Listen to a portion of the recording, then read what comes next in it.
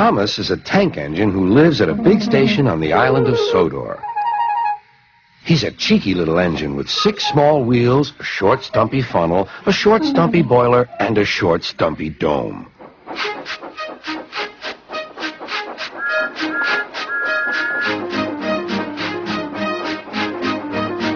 He's a fussy little engine, too, always pulling coaches about, ready for the big engines to take on long journeys.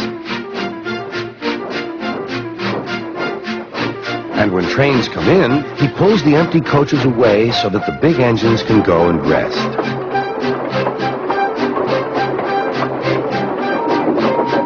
Thomas thinks no engine works as hard as he does. He loves playing tricks on them, including Gordon, the biggest and proudest engine of all. Thomas likes to tease Gordon with his whistle. "Wake up, lazy bones. Why don't you work hard like me?"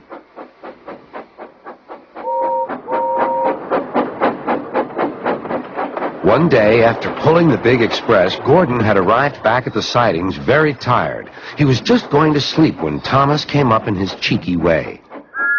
"Wake up, lazy bones. Do some hard work for a change. You can't catch me." And off he ran, laughing.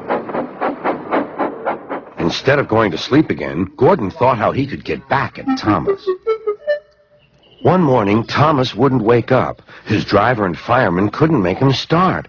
His fire went out and there was not enough steam. It was nearly time for the express. People were waiting, but the coaches weren't ready. At last, Thomas started. Oh dear, he yawned. He fussed into the station where Gordon was waiting. "Hurry up, you," said Gordon. "Hurry up yourself," replied Thomas. Gordon, the proud engine, began making his plan to teach Thomas a lesson for teasing him. Almost before the coaches had stopped moving, Gordon reversed quickly and was coupled to the train. "Get in quickly, please," he whistled. Thomas usually pushed behind the big trains to help them start, but he was always uncoupled first. This time, Gordon started so quickly they forgot to uncouple Thomas. Gordon's chance had come.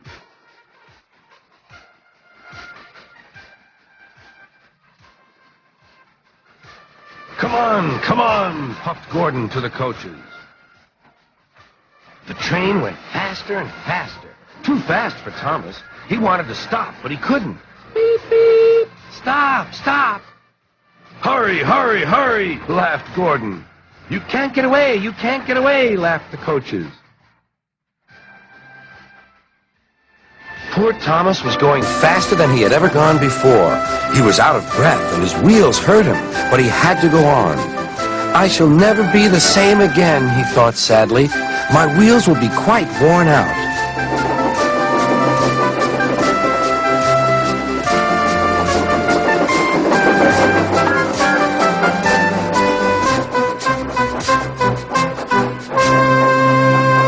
At last, they stopped at a station.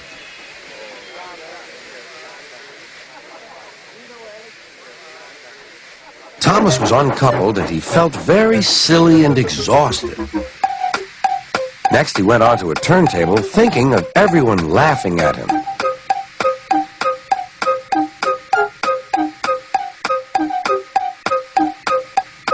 And then he ran onto a siding out of the way. "Well, little Thomas," chuckled Gordon, "now you know what hard work means, don't you?" Poor Thomas couldn't answer. He had no breath. He just puffed slowly away to rest and had a long drink. Maybe I don't have to tease Gordon to feel important, Thomas thought to himself, and he puffed slowly home.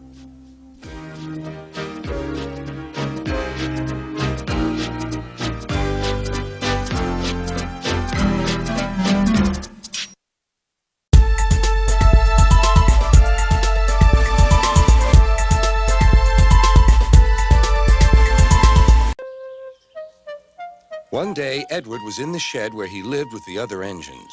They were all bigger than Edward and boasted about it. "The driver won't choose you again," said Gordon. "He wants strong engines like us." But the driver and fireman felt sorry for Edward. Would you like to come out today? Oh, yes, please, said Edward. So they lit his fire, made lots of steam, and Edward puffed away.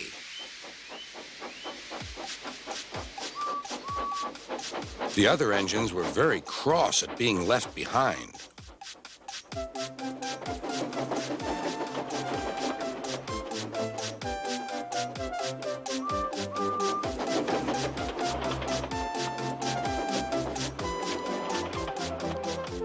Edward worked hard all day. The coaches thought he was very kind, and the driver was very pleased.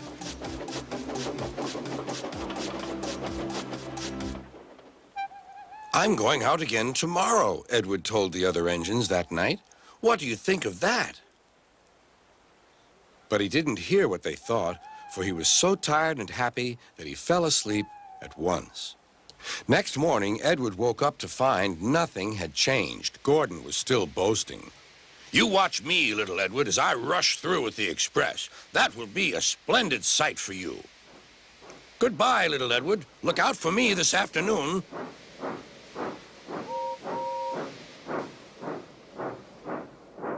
Edward went off to do some shunting. He liked shunting. It was fun playing with freight cars. He would come up quietly and give them a push.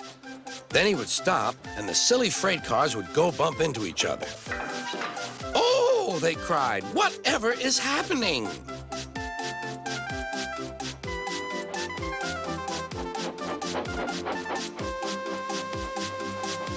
Edward played till there were no more freight cars. Then he stopped to rest. Presently, he heard a whistle. Gordon was cross. Instead of nice shining coaches, he was pulling a dirty freight train. A freight train, a freight train, a freight train, he grumbled. The shame of it, the shame of it, oh, the shame of it. Edward laughed and went to find some more freight cars. Then there was trouble. Gordon can't get up the hill, the porter called to Edward's driver. Will you take Edward and push him, please? They found Gordon halfway up and very cross. His driver and fireman were talking to him severely. You're not trying. I can't do it, said Gordon. The noisy freight cars hold an engine back so. Edward's driver came up. We've come to push. No use at all, said Gordon. You wait and see, replied Edward's driver. They brought the train back to the bottom of the hill.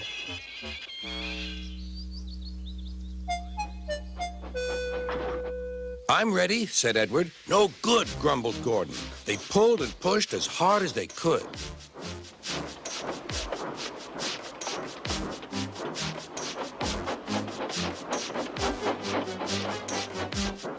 I can't do it. I can't do it. I can't do it, puffed Gordon. I will do it. I will do it. I will do it, puffed Edward.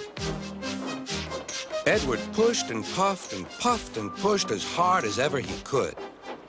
And almost before he realized it, Gordon found himself at the top of the hill. I've done it! I've done it! I've done it, he said proudly. He forgot all about kind Edward and didn't say thank you. Edward was left out of breath and far behind, but he was happy because he had been so helpful. At the next station, he found that the driver and fireman were very pleased with him. The fireman gave him a nice long drink, and the driver said, I'll get out my paint tomorrow and give you a beautiful coat of blue with red stripes. Then you'll be the smartest engine in the shed.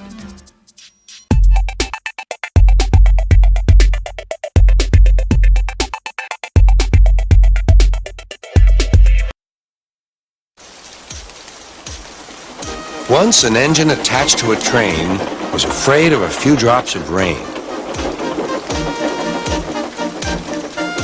It went into a tunnel and squeaked through its funnel and wouldn't come out again.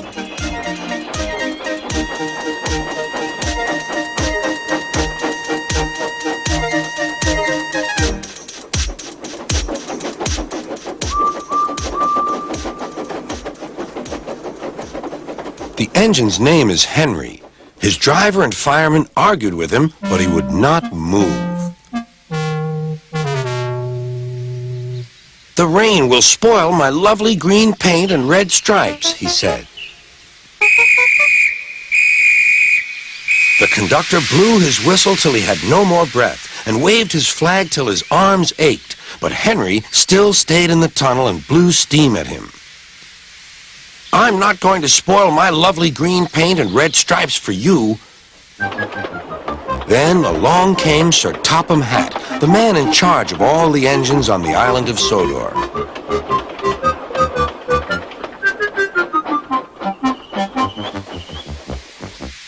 We will pull you out, said Sir Topham Hatt, but Henry only blew steam at him. Everyone pulled except Sir Topham Hatt, because, he said, my doctor has forbidden me to pull. But still, Henry stayed in the tunnel. Then they tried pushing from the other end. Sir Topham Hatt said, 1, 2, 3, push!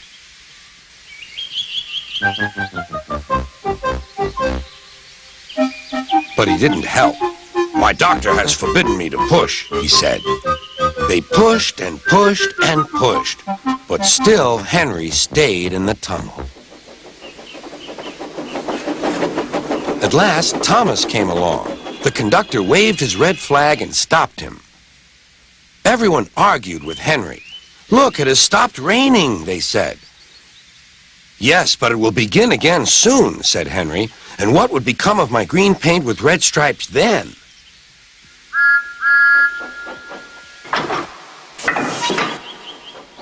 Thomas pushed and puffed and pushed as hard as ever he could. But still, Henry stayed in the tunnel.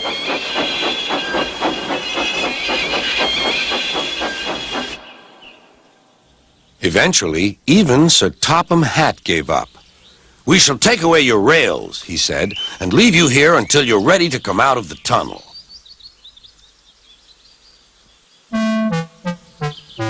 They took up the old rails and built a wall in front of Henry so that other engines wouldn't bump into him.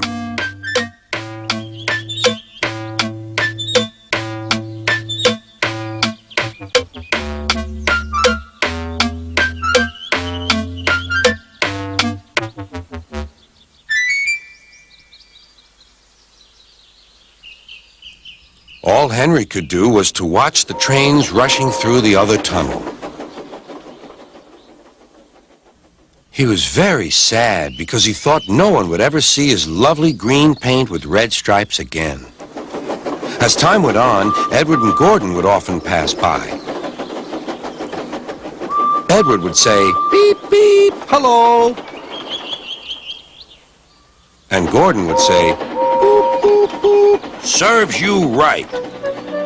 Poor Henry had no steam to answer. His fire had gone out. Soot and dirt from the tunnel had spoiled his lovely green paint and red stripes anyway. How long do you think Henry will stay in the tunnel before he overcomes his fear of the rain and decides to journey out again?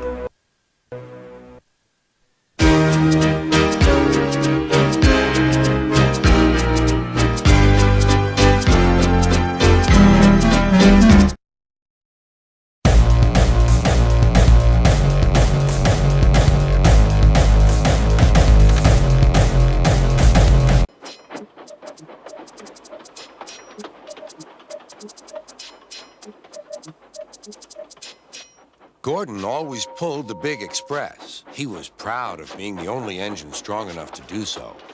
It was full of important people, like Sir Topham Hatt, and Gordon was seeing how fast he could go.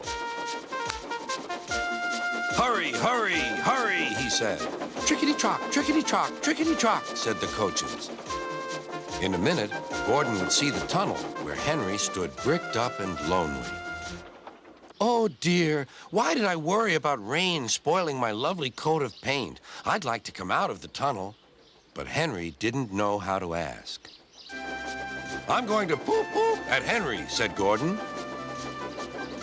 He was almost there when, whoosh! And there was proud Gordon going slower and slower in a cloud of steam. His driver stopped the train. What has happened to me? Asked Gordon. I feel so weak. You burst your safety valve, said the driver. You can't pull the train anymore. Oh, dear, said Gordon. We were going so nicely, too. And look, there's Henry laughing at me. Everyone came to see Gordon. Said Sir Topham Hatt. These big engines are always causing me trouble. Send for another engine at once. While the conductor went to find one, they uncoupled Gordon, who had enough puff to slink onto the siding out of the way.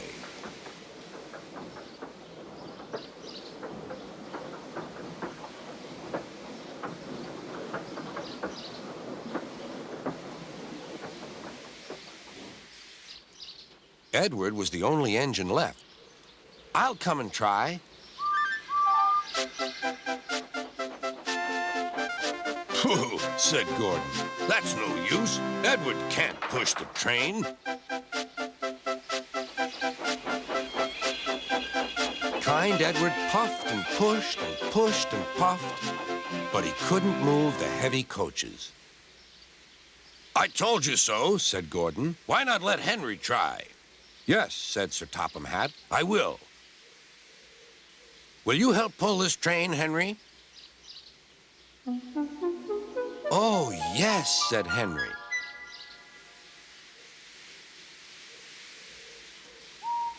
When Henry had got up steam, he puffed out. He was dirty and covered with cobwebs. Oh, I'm stiff, he groaned.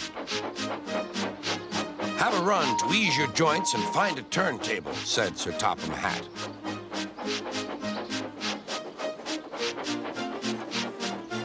When Henry came back, he felt much better. Then they coupled him up. Beep, beep, said Edward. I'm ready. Beep, beep, beep, said Henry. So am I. Pull hard, we'll do it. Pull hard, we'll do it. They puffed together.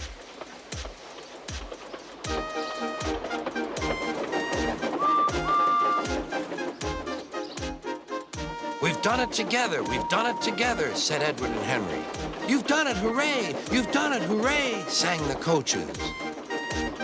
Everyone was excited. Sir Topham Hatt leaned out of the window to wave at Edward and Henry. But the train was going so fast that his hat blew off into a field where a goat ate it for tea.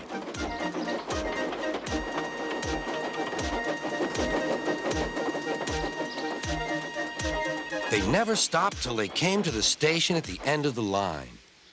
The passengers all said thank you, and Sir Topham Hatt promised Henry a new coat of paint. On their way home, Edward and Henry helped Gordon back to the shed. All three engines are now great friends. Henry doesn't mind the rain now. He knows that the best way to keep his paint nice is not to run into tunnels, but to ask his driver to rub him down when the day's work is over.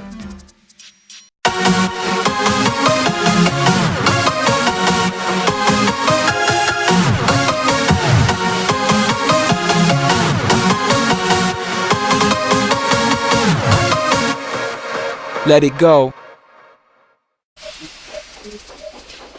Thomas the tank engine was grumbling to the other engines. I spend my time pulling coaches about, ready for you to take out on journeys. The other engines laughed. Why can't I pull passenger trains too? You're too impatient, they said. You'd be sure to leave something behind. Rubbish, said Thomas. I'll show you. One night, he and Henry were alone. Henry was ill. The men worked hard, but he didn't get better.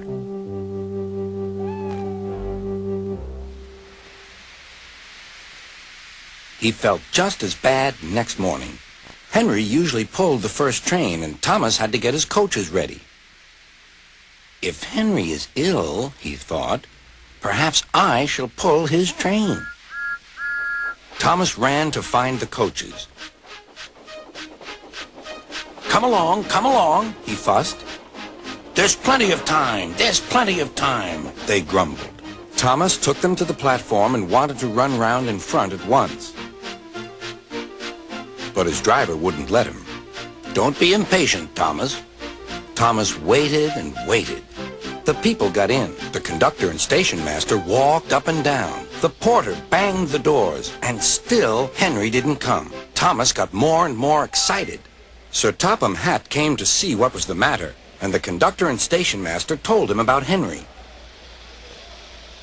"Find another engine," he ordered. "There's only Thomas," they said. "You'll have to do it then, Thomas. Be quick now." So Thomas ran round to the front and back down on the coaches, ready to start. "Let's not be impatient," said his driver. "We'll wait till everything is ready." But Thomas was too excited to listen. What happened then, no one knows. Perhaps they forgot to couple Thomas to the train, or perhaps the driver pulled the lever by mistake. Anyhow, Thomas started without his coaches. As he passed the first signal tower, men waved and shouted, but he didn't stop. "They're waving because I'm such a splendid engine," he thought importantly.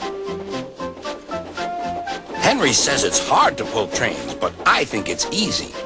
Hurry, hurry, hurry," he puffed, pretending to be like Gordon. "People have never seen me pulling a train before. It's nice of them to wave." And he whistled, "Beep, beep, thank you." Then he came to a signal at danger. "Bother," he thought. "I must stop." And I was going so nicely, too.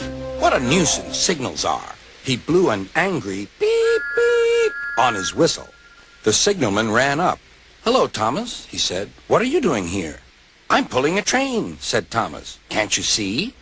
"Where are your coaches, then?" Thomas looked back. "Why, bless me," he said, "if we haven't left them behind." "Yes," said the signalman. "You'd better go back quickly and fetch them." Poor Thomas was so sad he nearly cried. "Cheer up," said his driver. "Let's go back quickly and try again."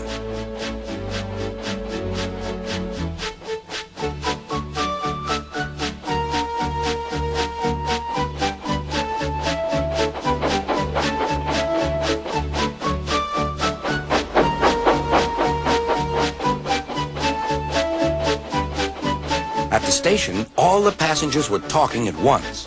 They were telling Sir Topham Hatt what a bad railway it was. But when Thomas came back, they saw how sad he was and couldn't be cross. He was coupled to the train, and this time he really pulled it.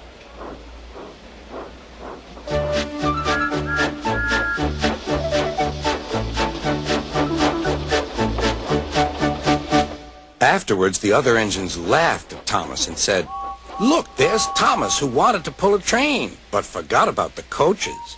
But Thomas had already learned not to make the same mistake again.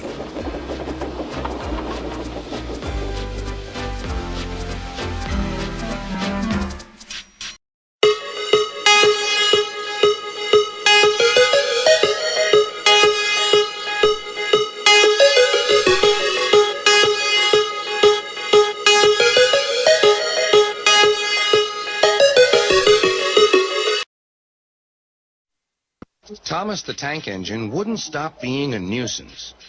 Night after night, he kept the other engines awake. "I'm tired of pushing coaches. I want to see the world." The other engines didn't take much notice, for Thomas was a little engine with a long tongue.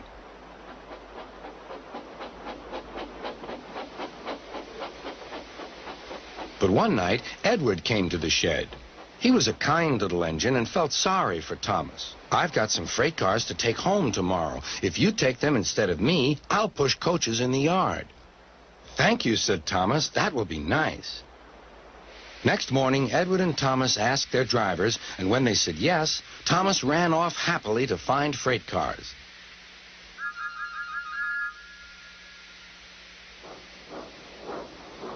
Now, the freight cars are silly and noisy. They talk a lot and don't attend to what they are doing. And I'm sorry to say they play tricks on an engine who is not used to them. Edward knew all about the freight cars. He warned Thomas to be careful, but Thomas was too excited to listen.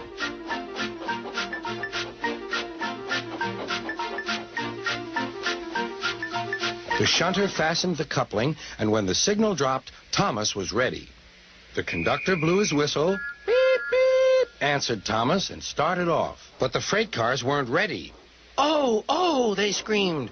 "Wait, Thomas, wait." But Thomas wouldn't wait. Come on, he puffed. "All right, don't fuss. All right, don't fuss," grumbled the cars.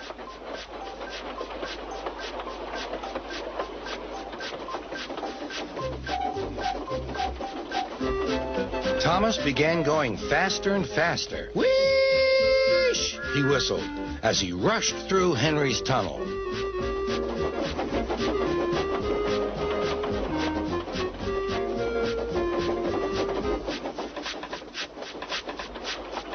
"Hurry, hurry," called Thomas. He was feeling very proud of himself. But the cars grew crosser and crosser. At last, Thomas slowed down as he came to Gordon's Hill.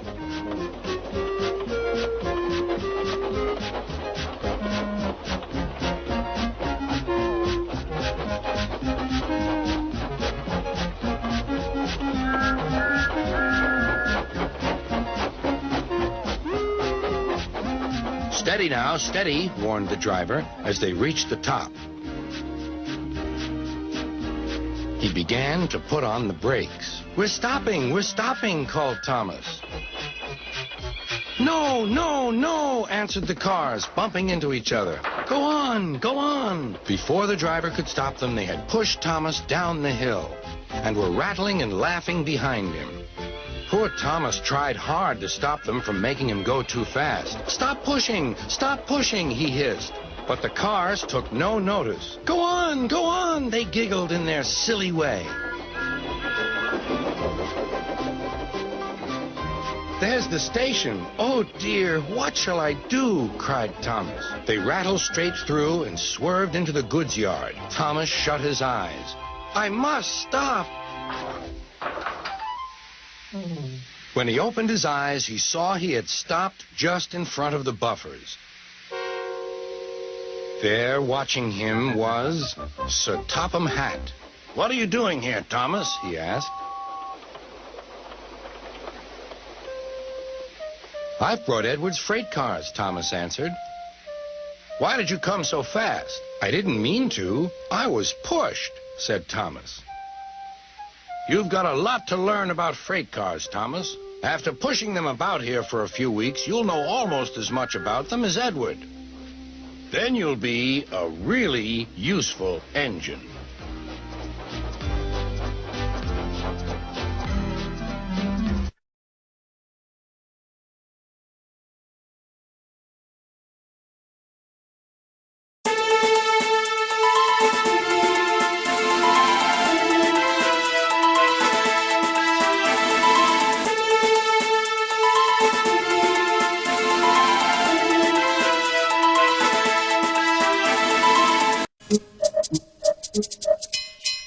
Every day, Sir Topham Hatt came to the station to catch his train. "Hello," he always said to Thomas. "Don't let the silly freight cars tease you. Remember, you have an important job as a special helper in the train yard."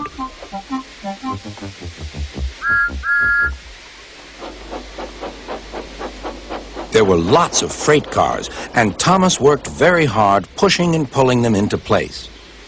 There was also a small coach and two strange things his driver called cranes. "That's the breakdown train," he told Thomas. "The cranes are for lifting heavy things like engines and coaches and freight cars." One day, Thomas was in the yard. Suddenly, he heard an engine whistling. "Help! Help!" A freight train came rushing through much too fast. The engine was James, and he was frightened.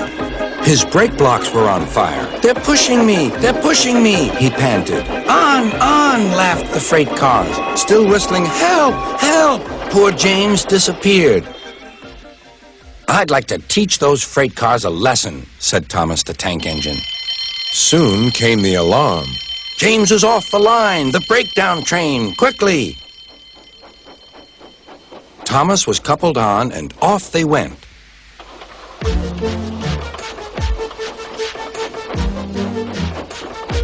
Thomas worked his hardest. "Hurry, hurry, hurry," he puffed. He wasn't pretending to be like Gordon. He really meant it.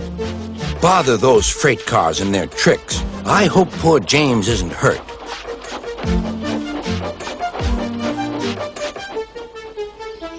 James's driver and fireman were feeling him all over to see if he was hurt.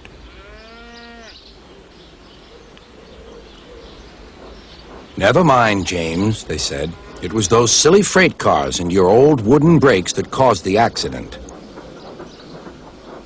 Thomas pushed the breakdown train alongside. Then he pulled away the unhurt freight cars. "Oh dear, they groaned. Serves you right, puffed Thomas. He was hard at work, puffing backwards and forwards all afternoon. "This'll teach you a lesson, he told the freight cars. And they answered, yes it will.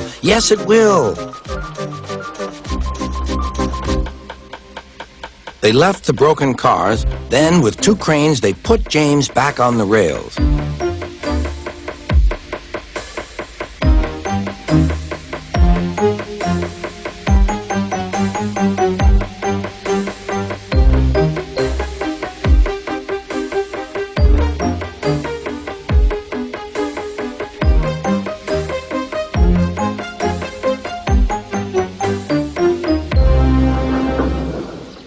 He tried to move, but he couldn't, so Thomas helped him back to the shed.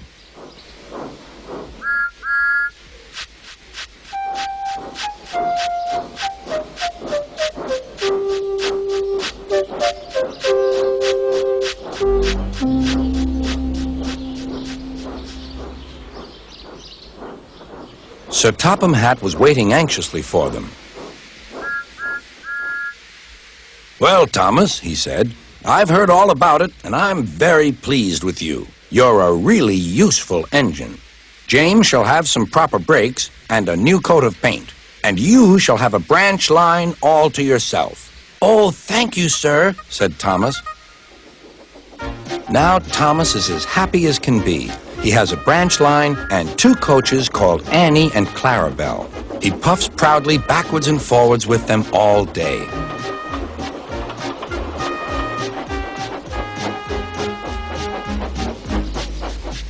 He is never lonely. Edward and Henry stop quite often and tell him the news. Gordon is always in a hurry, but never forgets to say, "Boop, boop," and Thomas always whistles, "Beep, beep," in return.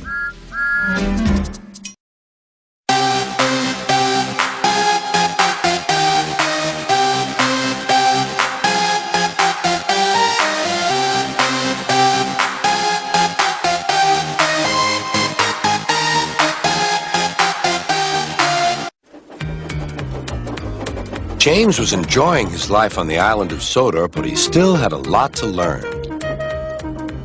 "You're a special mixed traffic engine," said Sir Topham Hatt. "You can pull coaches or freight cars quite easily, but you must learn by your mistakes." James knew what Sir Topham Hatt meant. He could well remember that dreadful accident on his first day. "Be careful with the coaches, James," said kind little Edward. "They don't like being bumped." Everyone came to admire James. "I'm really a splendid engine," he thought, and suddenly let off steam. Whoosh! A shower of water fell on Sir Topham's nice new top hat. Just then the conductor blew his whistle, and James thought they had better go. Go on, he puffed to Edward. Don't push, replied Edward. The coaches were grumbling too. Don't go so fast. But James didn't listen.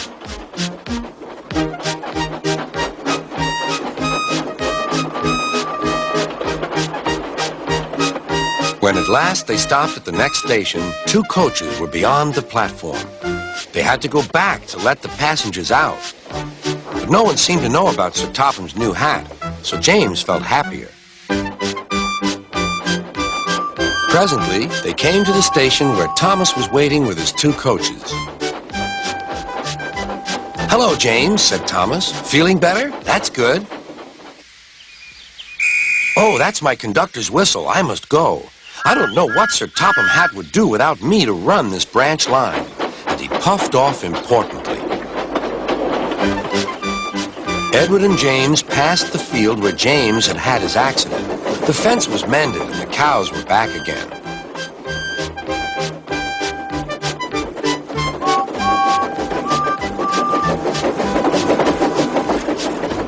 They ended their journey and rested before setting off for home. James was still wondering what Sir Topham would have to say about his new hat.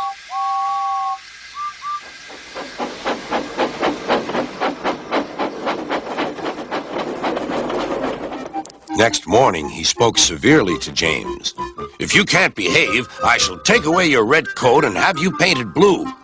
James didn't like that at all. He was very rough with the grumbling coaches as he brought them to the platform. "Don't talk! Come on!" Gordon never has to fetch his own coaches, he thought to himself, and he's only painted blue. To make James even more cross, this time no one came near him. "I'll show them," he thought. "They think Gordon is the only engine who can pull coaches."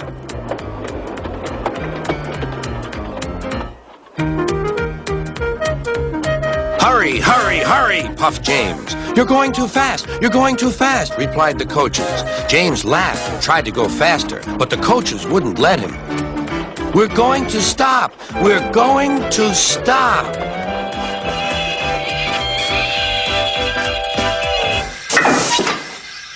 "What's the matter?" James asked his driver. "The brakes are on. Leak in the pipe, most likely. You've banged the coaches enough to make a leak in anything." "How shall we mend it?" said the conductor. "We'll do it with newspaper and a leather bootlace," replied the driver. "Well, where is the bootlace coming from?" asked the conductor. "Ask the passengers," said the driver. "You have a leather bootlace there," said the conductor to a smartly dressed man. "Please give it to me." "I won't." "Then I'm afraid the train will just stop where it is." The passengers all said what a bad railway it was. Then they told the man how bad he was instead. Everyone was very cross. At last he handed his laces over. The driver tied a pad of newspaper tightly round the hole in the brake pipe, and James was able to pull the train.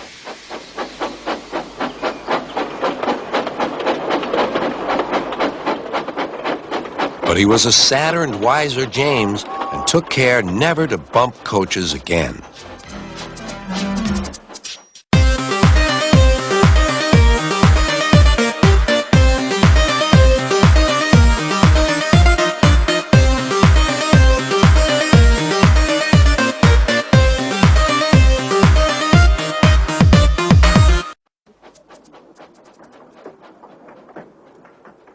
James had not been out to push coaches or freight cars in the yard for several days. He was feeling miserable. "Oh, dear. I wonder how long I shall have to stay in the shed. Will anyone ever see my red coat again? Why did I go so fast that I made a hole in one of my coaches that had to be mended with, of all things, a passenger's bootlace?" At last, Sir Topham had arrived. "I know you're sorry, James, and I know, too, that you want to be a useful engine. People are laughing at my railway, and I do not like that at all." "I will try hard to do my best," said James. "That's a good engine. There's nothing like determination. I want you to pull some freight cars for me." James was delighted and puffed away.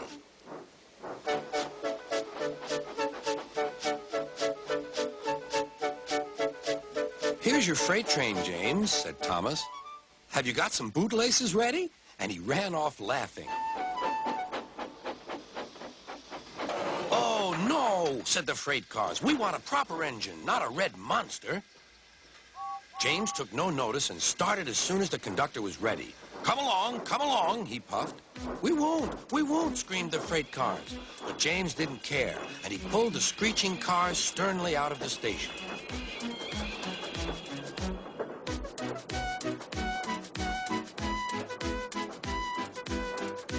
The cars tried hard to make him give up, but he still kept on. Sometimes their brakes would slip on, and sometimes their axle would run hot. And each time the trouble had to be put right. And each time James would start again, determined not to let them beat him. Give up, give up. You can't pull us. You can't, called the cars. I can and I will. I can and I will, puffed James. And slowly but surely, he pulled them along the line. At last, they saw Gordon's Hill.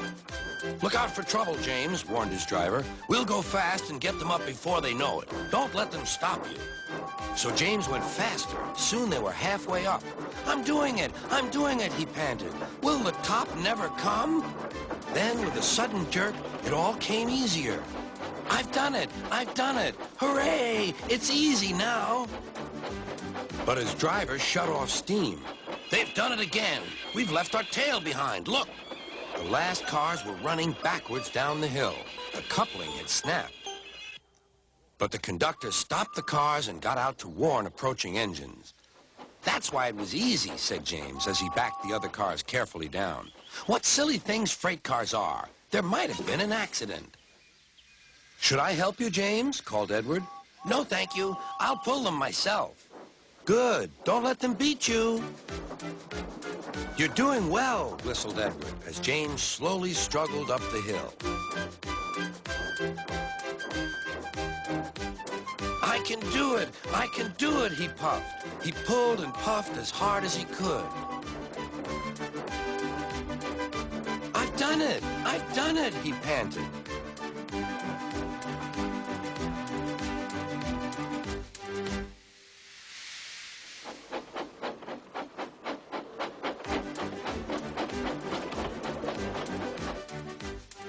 James was resting in the yard when Edward pulled up. Beep, beep, he whistled. Then James saw Sir Topham Hatt. Oh, dear, what will he say? He asked himself. But Sir Topham Hatt was smiling. I was in Edward's train, and I saw everything. You've made the most troublesome train on the line behave.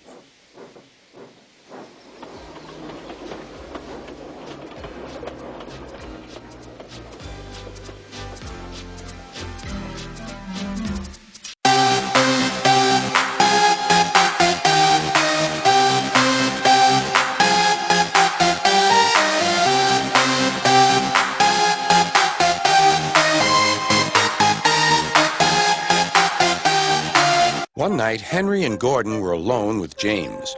Although Sir Topham Hatt was beginning to think well of him, whenever a chance came, the other engines would talk of nothing but bootlaces. Remember when they had to use a bootlace to get you out of trouble, James? They would tease.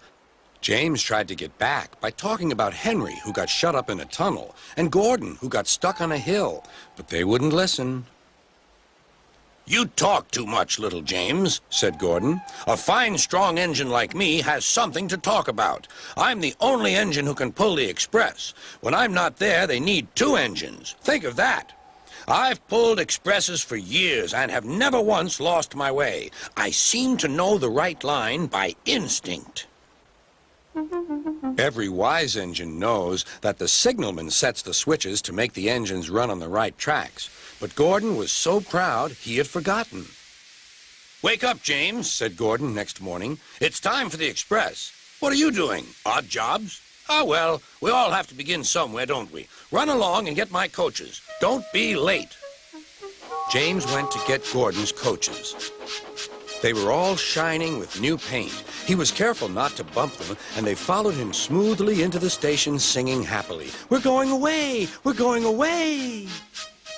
I wish I were going with you, said James. I should love to pull the express and go flying along the line. Gordon, with much noise and blowing of steam, got ready to back onto the train.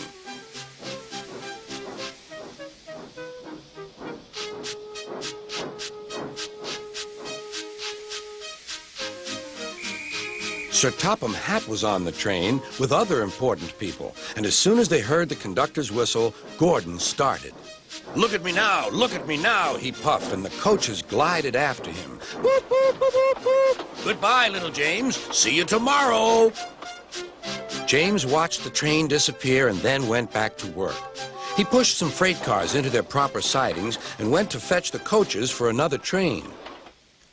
James had just brought the coaches to the platform when he heard a mournful noise. There was Gordon trying to sneak into the station without being noticed. "Hello, Gordon. Is it tomorrow?" Gordon didn't answer. He just let off steam feebly. "Did you lose your way, Gordon?" "No, it was lost for me. I was switched off the main line onto the loop. I had to go all round and back again." "Perhaps it was instinct," said James.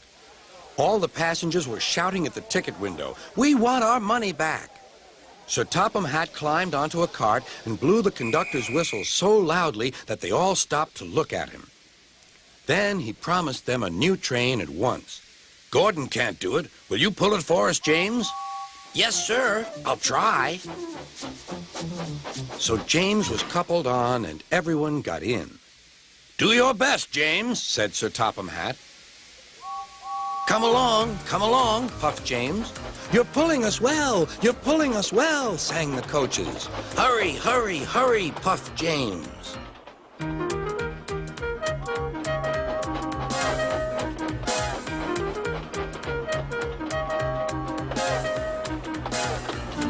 Bridges and stations flashed by. The passengers cheered, and they soon reached the station. Everyone said thank you to James, and Sir Topham Hatt was very impressed. "Well done. Would you like to pull the express sometimes?" "Yes, please," answered James. Next day, when James came by, Gordon was pushing freight cars.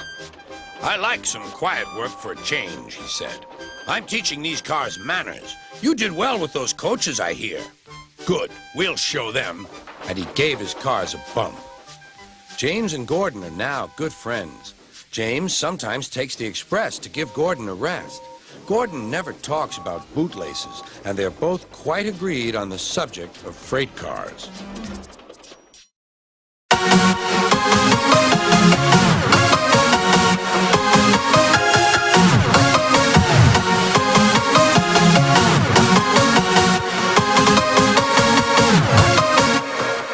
Let it go. Thomas the Tank Engine is very proud of his branch line. He thinks it is the most important part of the whole railway. His two coaches, Annie and Clarabelle, agree with him.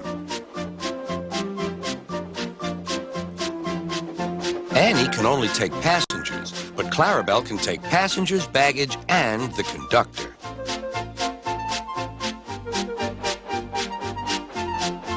They are both old and need new paint, but Thomas loves them very much.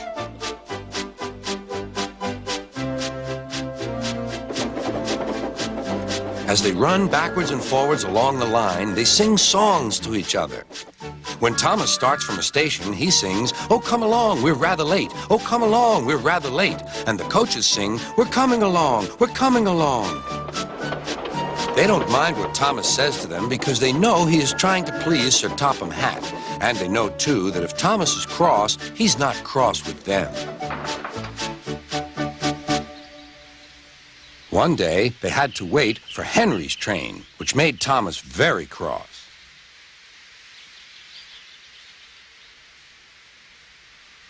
"How can I run my line properly if Henry is always late? He doesn't realize that Sir Topham Hatt depends on me." Thomas whistled impatiently.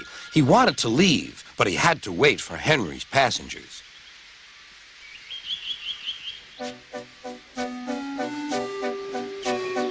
At last, Henry came.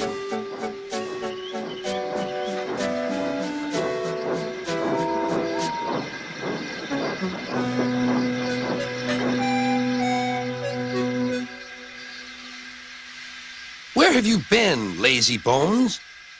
"Oh dear, my system is out of order. No one understands my case. You don't know what I suffer." "Rubbish," said Thomas. "You're too slow. You need exercise." The conductor blew his whistle and Thomas started so quickly that he left him behind. The conductor waved his red flag to stop Thomas, but Thomas was well on his way, steaming out of the station.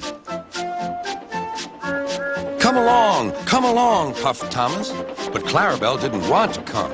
I've lost my nice conductor. I've lost my nice conductor, she sobbed. Annie tried to tell Thomas what had happened. We haven't a conductor. We haven't a conductor. But he was hurrying and wouldn't listen. Annie and Clarabelle tried to put on their brakes, but they couldn't without the conductor. Where is our conductor? Where is our conductor? They cried. But Thomas didn't stop till they came to a signal.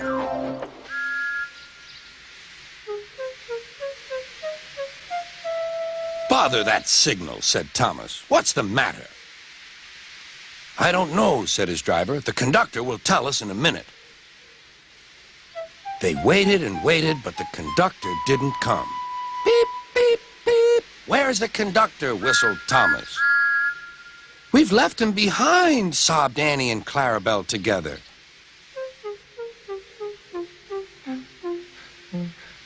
Everyone looked. And there he was, running as fast as he could along the line with his flags in one hand and his whistle in the other. He was very hot, so he had a drink, and told them that Thomas had left them behind. I'm very sorry, said Thomas. We all make mistakes, replied the conductor. Look, the signal is down. We can go. Let's make up for lost time.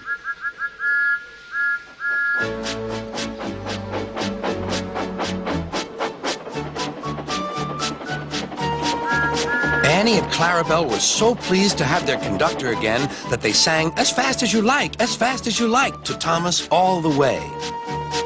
They reached the end of the line quicker than ever before.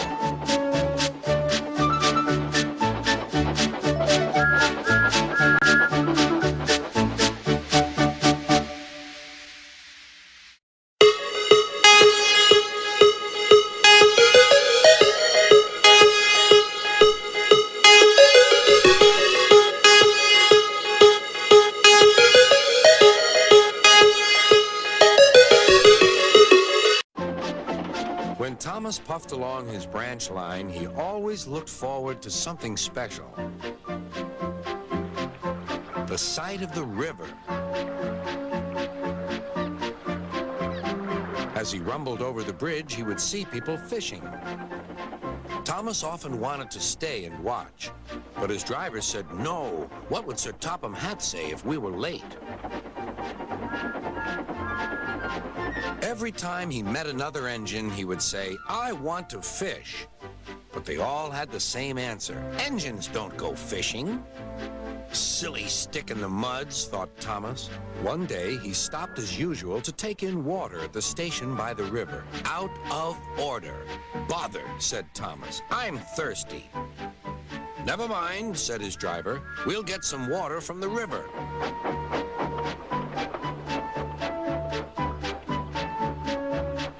They found a bucket and some rope and went to the bridge.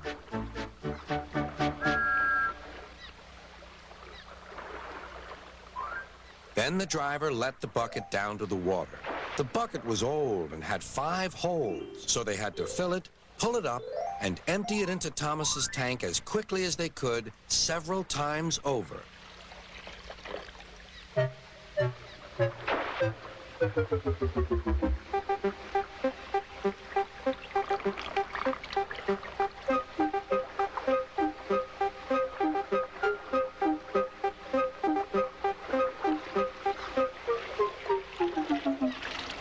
They finished at last. That's good, puffed Thomas. And Annie and Clarabelle ran happily behind.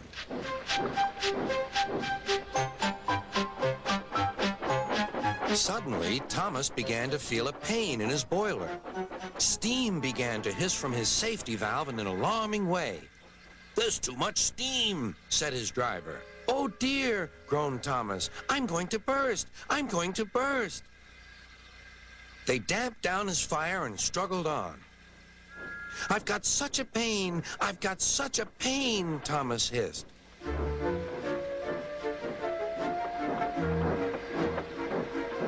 They stopped just outside the last station, uncoupled Annie and Clarabelle, and ran Thomas, who was still hissing fit to burst, on a siding right out of the way.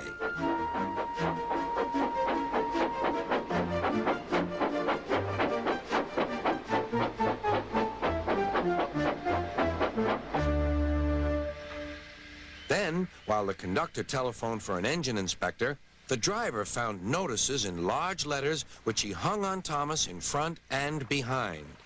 Danger. Keep away. Soon the inspector and Sir Topham Hatt arrived. Cheer up, Thomas, they said. We'll soon put you right.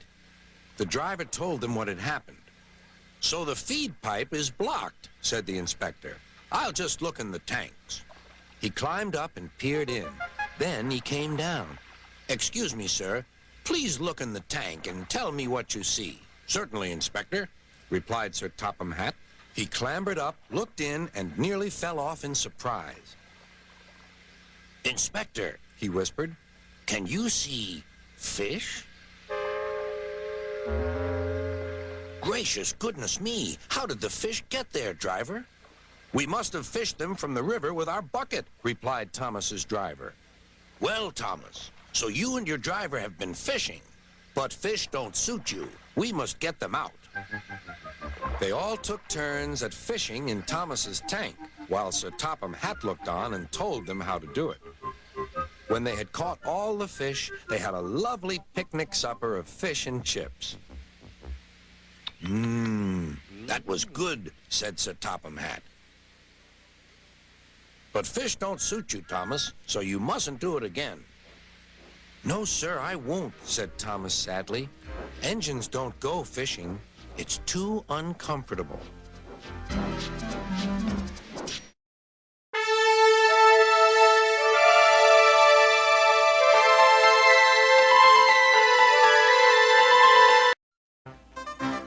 Autumn had come to the island of Sodor. The fields were changing from yellow stubble to brown earth, and a tractor was hard at work as Thomas puffed along.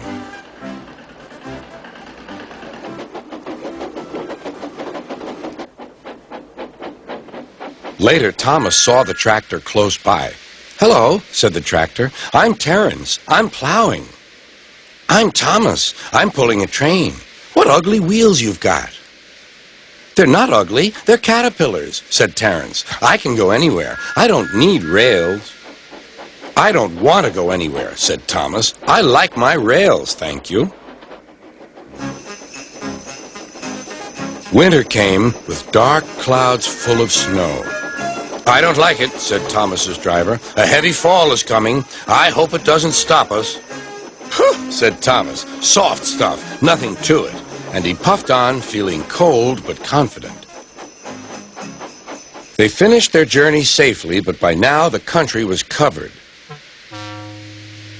"You'll need your snowplow for the next journey, Thomas," said his driver. "Puh! Snow is silly, soft stuff. It won't stop me." The snowplow was heavy and uncomfortable and made Thomas cross. He shook it and he banged it, and when they got back, it was so damaged that the driver had to take it off. "You're a very naughty engine," he said to Thomas. Next morning, Thomas's driver and fireman came early and worked hard to mend the snowplow, but they couldn't make it fit.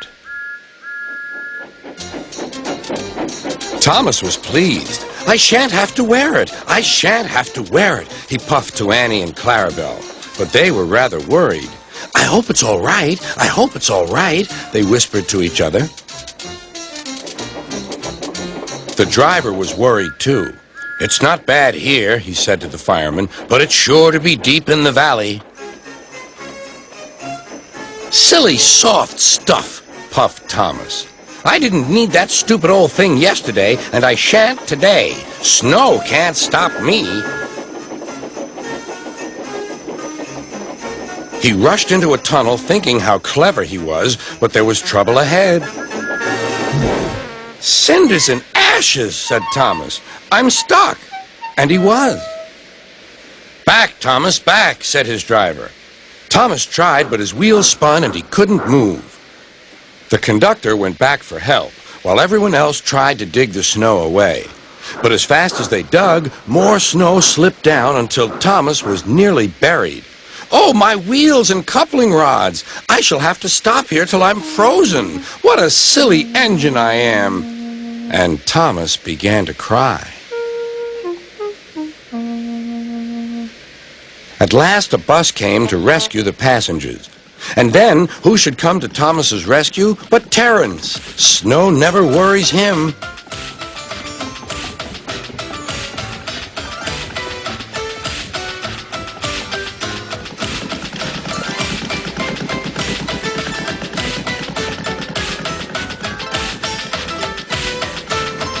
He pulled the empty coaches away, then came back for Thomas.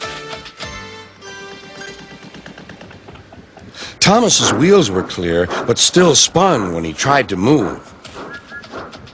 Terence tugged and slipped and tugged, and at last dragged Thomas clear of the snow, ready for the journey home.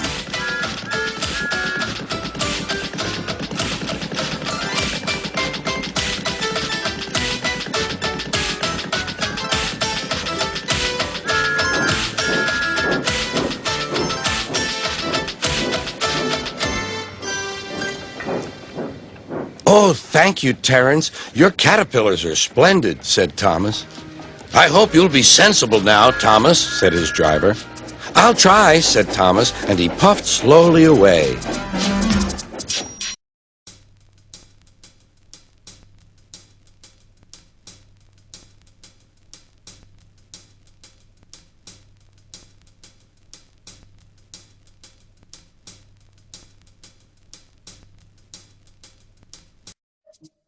Thomas was waiting at a junction when a bus arrived. "Hello," said Thomas. "Who are you?" "I'm Bertie. Who are you?" "I'm Thomas. I run this branch line." "So you're Thomas. Ah, I remember now. You got stuck in the snow. I took your passengers, and Terence the tractor pulled you out. I've come to help you with your passengers today." "Help me," said Thomas. "I can go faster than you." "You can't," said Bertie. "I can," huffed Thomas. "I'll race you," said Bertie. Their drivers agreed to the race going ahead. The station master said, "Are you ready? Go!" Thomas never could go fast at first, and Bertie drew in front. "Why don't you go fast? Why don't you go fast?" called Annie and Clarabelle. Wait and see, hissed Thomas. "He's a long way ahead," they wailed. But Thomas didn't mind. He'd remembered the level crossing.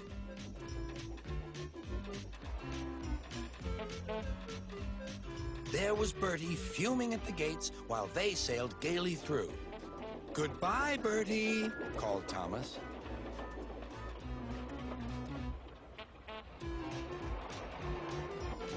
After that, the road left the railway so they couldn't see Bertie.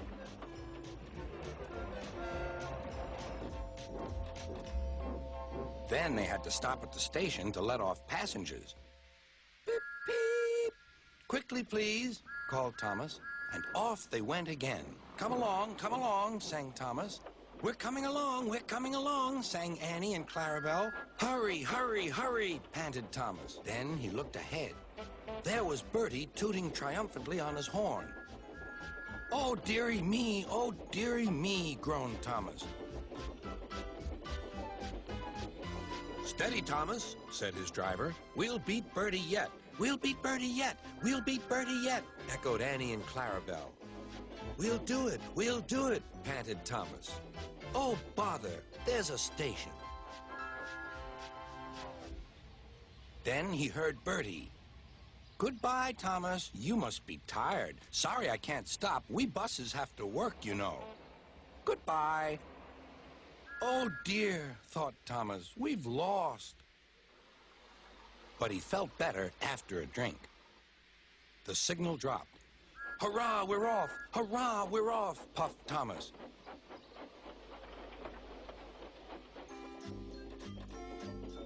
As they crossed the bridge, they heard an impatient honk, honk. There was Bertie waiting at the traffic lights.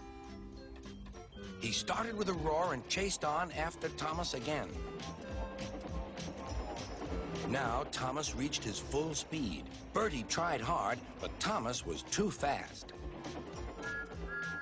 Whistling triumphantly, he plunged into the tunnel, leaving Bertie toiling far behind.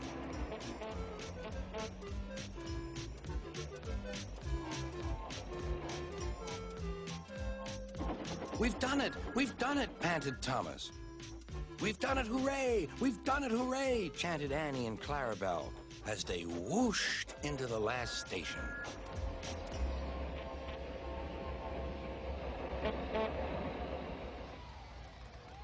Everyone was there to celebrate Thomas's victory, but they gave Bertie a big welcome, too. Well done, Thomas, said Bertie. That was fun, but to beat you over that hill, I should have to grow wings and be an airplane.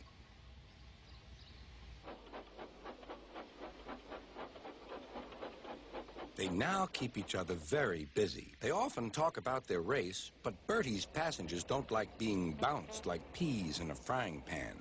And Sir Topham Hatt has warned Thomas not to race at dangerous speeds. So although, between you and me, they would like to have another race, I don't think they ever will.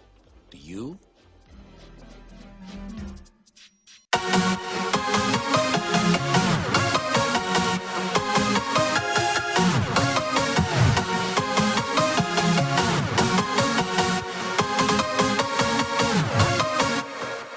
Let it go. Henry and Gordon were lonely when Thomas left the yard to run his branch line. They missed him very much. They had more work to do and had to fetch their own coaches. The big engines thought they were too important to fetch coaches. James grumbled too. We get no rest, they all complained. But the coaches only laughed. You're lazy and slack, you're lazy and slack, they answered. Altogether, the engines were causing Sir Topham Hatt a great deal of trouble. The big stations at both ends of the line each have a turntable. Sir Topham Hatt had made them so that the tender engines can be turned round, because it is dangerous for them to go fast backwards. Little tank engines like Thomas don't need turntables. They can go just as well backwards as forwards. But to hear Gordon talk, you would have thought that Sir Topham Hatt had given him a tender just to show how important he was.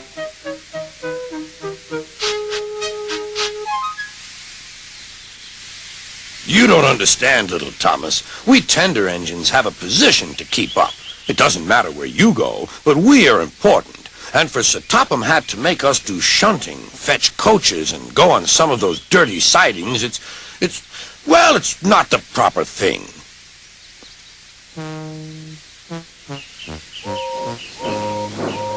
Thomas chuckled and went off with Annie and Clarabelle. Disgraceful, Gordon hissed as he ran backwards to the turntable. The turntable was in a windy place close to the sea, and if he was not on it just right, he put it out of balance and made it difficult to turn.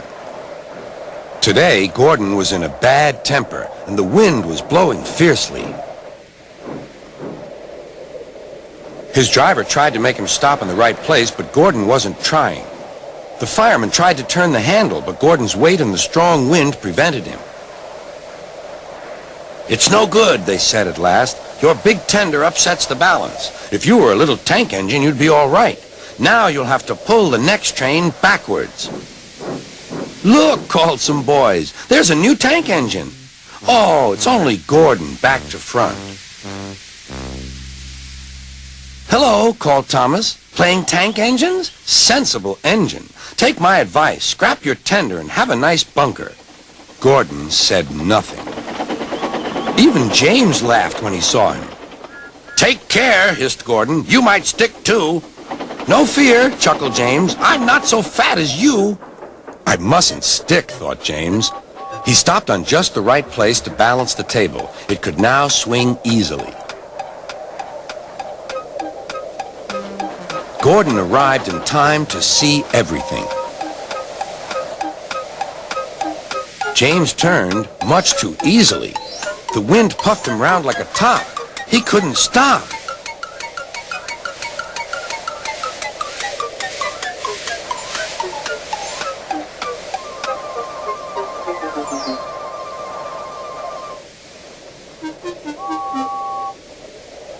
Well, well, said Gordon. Are you playing roundabouts? Poor James, feeling quite giddy, rolled off to the shed without a word.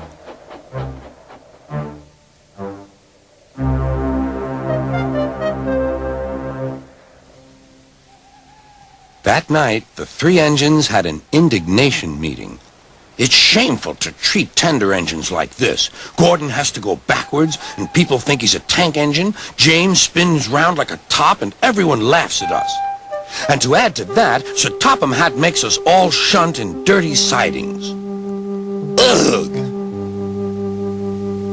Listen, said Gordon. He whispered something to the others. We'll do it tomorrow. Sir Topham Hatt will look silly. The engines had decided to go on strike.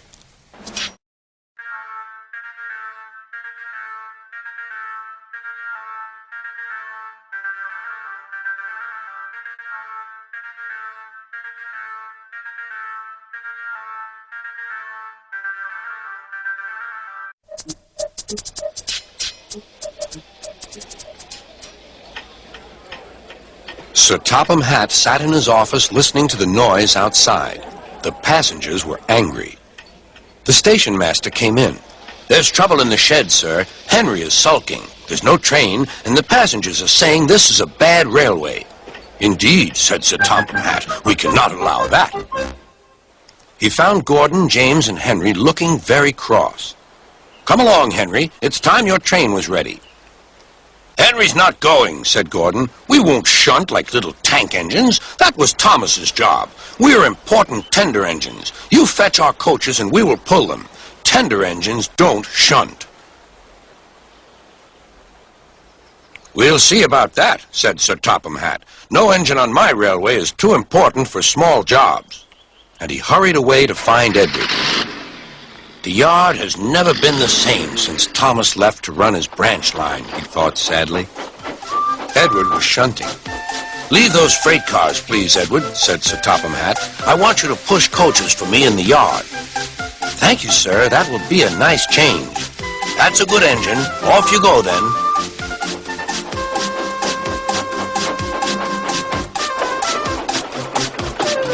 So Edward found coaches for the three engines, and that day the trains ran as usual.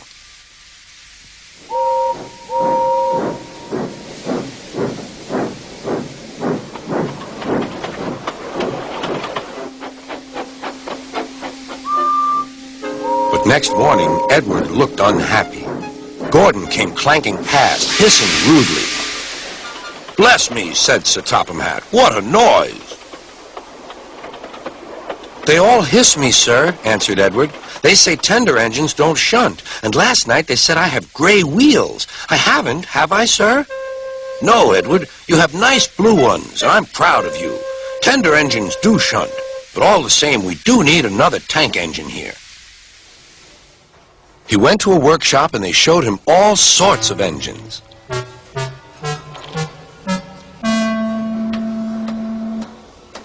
At last he saw a smart little green engine with 4 wheels. That's the one, he thought. If I choose you, will you work hard?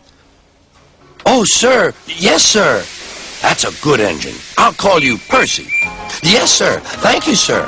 And Sir Topham Hatt brought Percy back to the yard. Edward, he called. Here's Percy. Will you show him everything? Percy soon learned what he had to do, and they had a happy afternoon.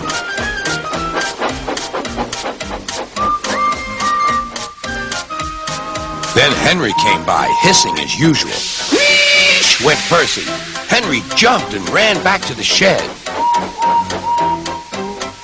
How beautifully you wheeshed him, laughed Edward. I can't wheesh like that. Oh, said Percy, that's nothing. You should hear them in the workshop. You have to wheesh loudly to make yourself heard. Next morning, Thomas arrived. Sir Topham Hatt sent for me. I expect he wants help, he said to Edward. Shh, shh, here he comes, replied Edward. Well done, Thomas. You've been quick. Listen, Henry, Gordon, and James are sulking. They say they won't shunt like little tank engines. So I have shut them up, and I want you both to run the line for a while. Little tank engines indeed, snorted Thomas. We'll show them. And Percy will help too. "Oh, sir! Yes, sir! Please, sir!" answered Percy. Edward and Thomas worked the main line, greeting each other as they passed by. Percy puffed along the branch line. Thomas was anxious about Annie and Clarabelle, but both driver and conductor promised to take care of them. There were fewer trains, but the passengers didn't mind. They knew the three other engines were having a lesson. Gordon, James, and Henry were cold, lonely, and miserable. They wished now they hadn't been so silly.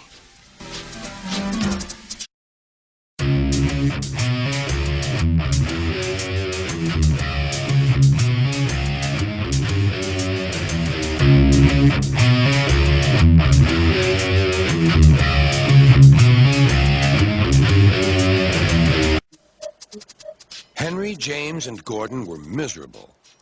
They had been shut up for several days for being naughty and longed to be let out again. At last, Sir Topham had arrived. "I hope you are sorry," he said, "and that you understand that every job on the railway is important. We have a new tank engine called Percy, who helps pull coaches, and Thomas and Edward have worked the main line nicely. But I will let you out now if you promise to work hard." "Yes, sir," said the three engines, "we will." "That's good. But please remember that this no shunting nonsense must stop." Sir Topham Hatt then told Percy, Edward, and Thomas that they could go and play on the branch line for a few days. And they ran off happily to find Annie and Clarabelle at the junction. The two coaches were very pleased to see Thomas again. Edward and Percy played with the freight cars. "Stop, stop, stop," screamed the cars as they were pushed into their proper sidings. But the two engines laughed and went on shunting till the cars were tidily arranged.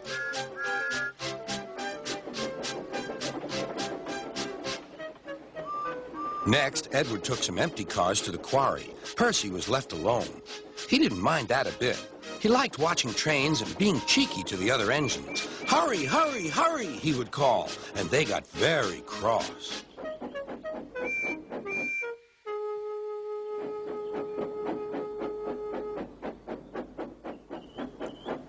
After a great deal of shunting, Percy was waiting for the signalman to set the switch so he could get back to the yard. Percy was being rather careless and not paying attention. Edward had warned Percy, "Be careful on the main line. Whistle to the signalman that you are there." But Percy didn't remember to whistle, and so the busy signalman forgot him. Percy waited and waited. The switch was still against him, so he couldn't move. Then he looked along the main line. "Beep, beep!" he whistled in horror, for rushing straight toward him was Gordon with the express. "Oh!" groaned Gordon. "Get out of my way!"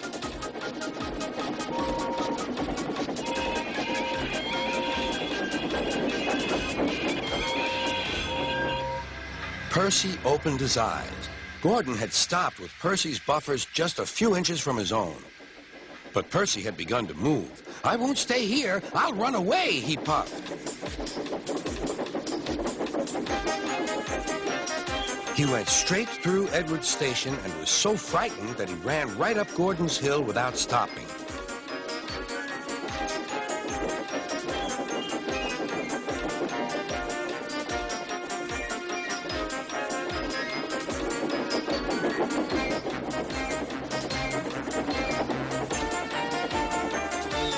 After that, he was tired, but he couldn't stop. He had no driver to shut off steam and apply the brakes. "I want to stop! I want to stop!" he puffed. The man in the signal box saw Percy was in trouble, so he kindly set the switch. Percy puffed wearily onto a nice empty siding, ending in a big bank of earth. He was too tired now to care where he went. "I want to stop! I want to stop!" "I have stopped," he puffed thankfully.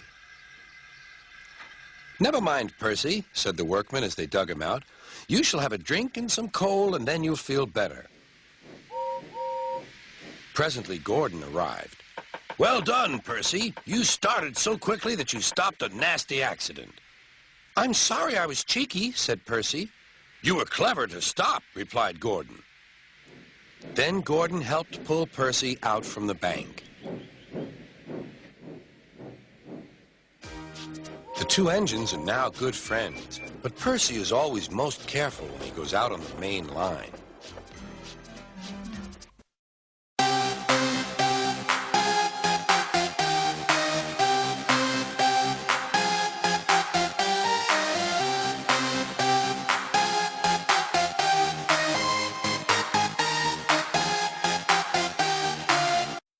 One morning, Henry was feeling very sorry for himself. Sometimes he could pull trains, but sometimes he felt he had no strength at all. I suffer dreadfully and no one cares. Rubbish, Henry, snorted James. You don't work hard enough.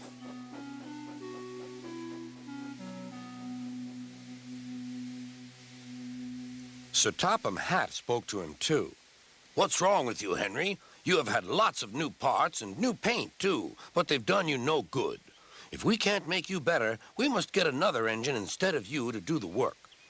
This made Henry, his driver, and fireman very sad. Sir Topham Hatt was waiting when Henry came to the platform. He had taken off his hat and coat and put on overalls. Henry managed to start, but his fireman was not satisfied. Henry is a bad steamer, he said to Sir Topham Hatt. I build up his fire, but it doesn't give enough heat.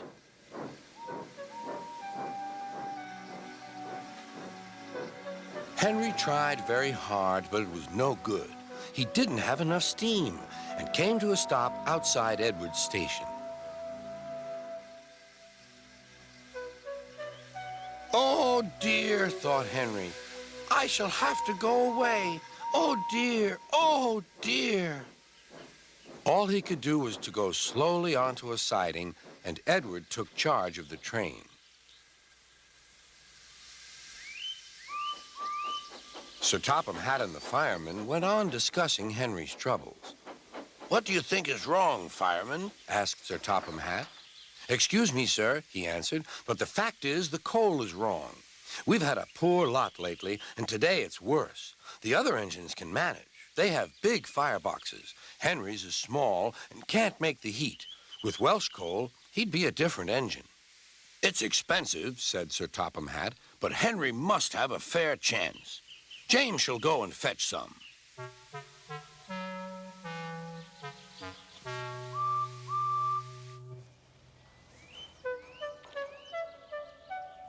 When the Welsh coal came, Henry's driver and fireman were excited. Now we'll show them, Henry, old fellow. They carefully made his fire, putting large lumps of coal like a wall round the outside.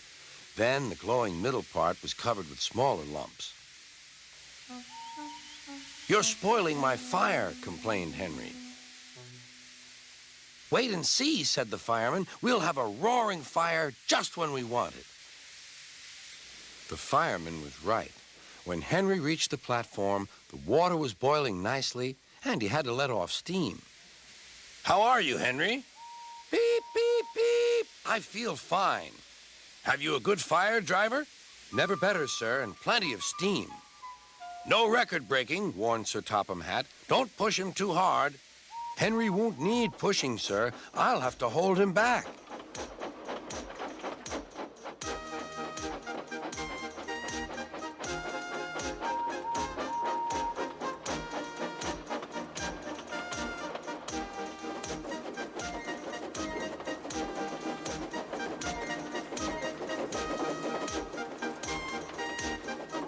Henry had a lovely day. He had never felt so well in his life. He wanted to go fast, but his driver wouldn't let him. Steady, old fellow, he would say. There's plenty of time. They arrived early at the station. Thomas puffed in. Where have you been, lazy bones? Asked Henry. Oh, I can't wait for dawdling tank engines like you. Goodbye. Whoosh, said Thomas to the coaches. Have you ever seen anything like it? Both Annie and Clarabelle agreed that they never had.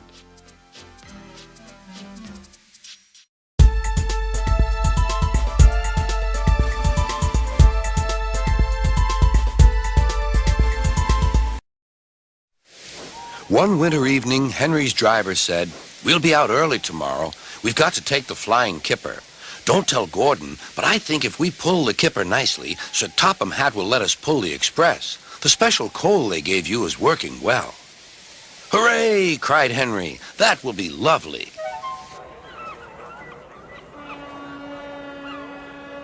All kinds of ships use the harbor at the big station by the sea. There are passenger ships, cargo ships, and fishing boats also come here. They unload their fish on the quay. Some of it goes to shops in the town, and the rest in a special train to other places far away. This is the train the railwaymen call the Flying Kipper.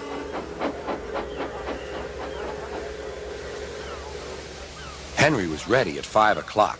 There was snow and frost. Men hustled and shouted, loading up the crates of fish. The last door banged, the guard showed his green lamp, and the Flying Kipper was ready to go.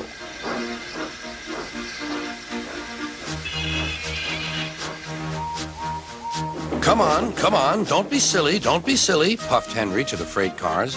The cars shuddered and groaned. Trickety-trock, all right. That's better, puffed Henry.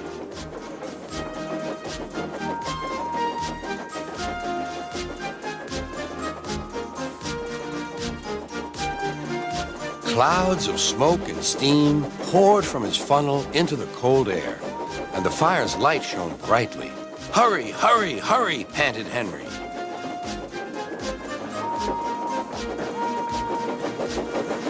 They were going well. The light grew better. Signal lights shone green as they passed.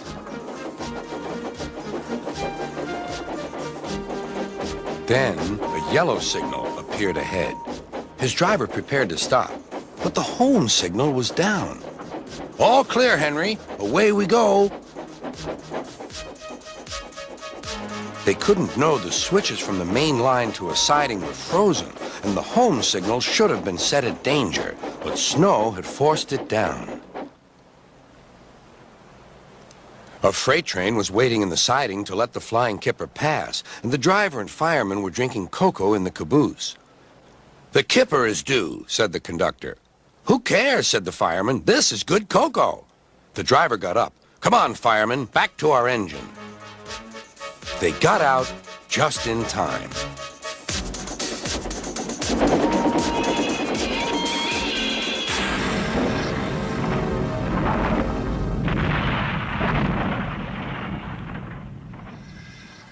Henry's driver and fireman had jumped clear before the crash, but Henry lay dazed and surprised.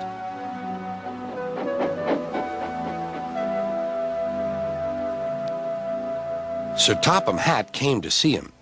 "The signal was down, sir," said Henry. "Cheer up, Henry. It wasn't your fault. Ice and snow caused the accident. I'm sending you to Crewe, a fine place for sick engines. They'll give you a new shape and a larger firebox. You'll feel a different engine, and you won't need special coal anymore. Won't that be nice?" "Yes, sir," said Henry, doubtfully.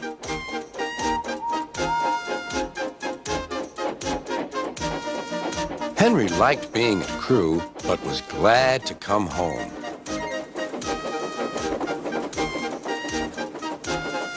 A crowd of people waited to see him arrive in his new shape.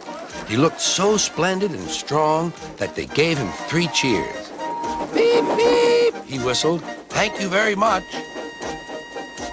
I'm sorry to say that a lot of little children are often late for school because they wait to see Henry go by. They often see him pulling the express. He does it so well that Gordon is jealous. But that's another story.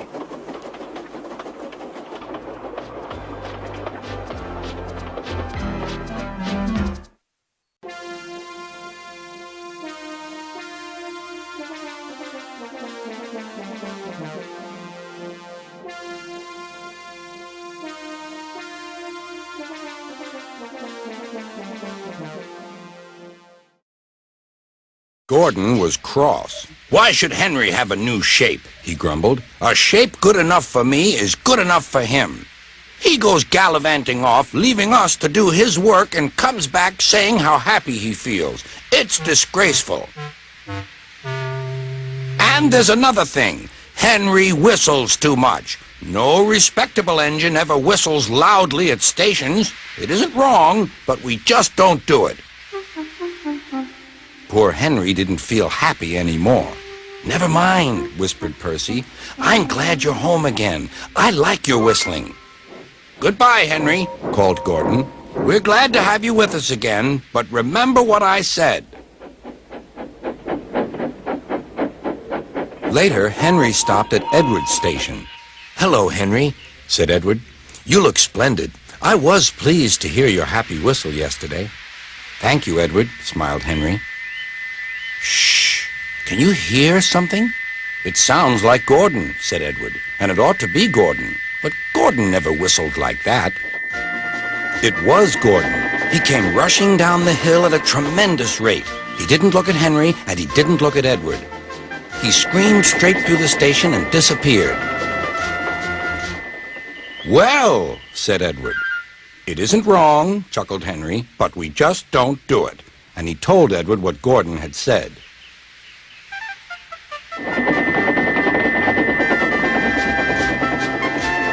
Meanwhile, Gordon screeched along the line. The noise was awful.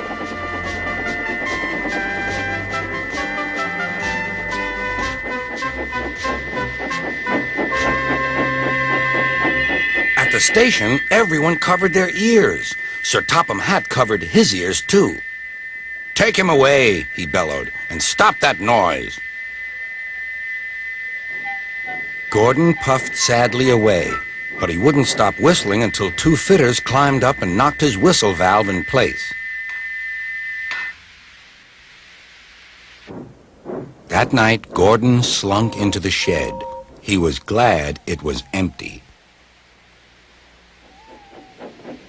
"It isn't wrong," murmured Henry to no one in particular, "but we just don't do it." No one mentioned whistles. Next morning, Henry was enjoying himself enormously. "I feel so well, I feel so well," he sang. "Trickety-trock, trickety-trock," hummed his coaches. Then he saw some boys on a bridge. "Beep, beep, hello," he whistled. "Oh," he called. The boys didn't wave and take his number. They thought it fun to drop stones on him instead.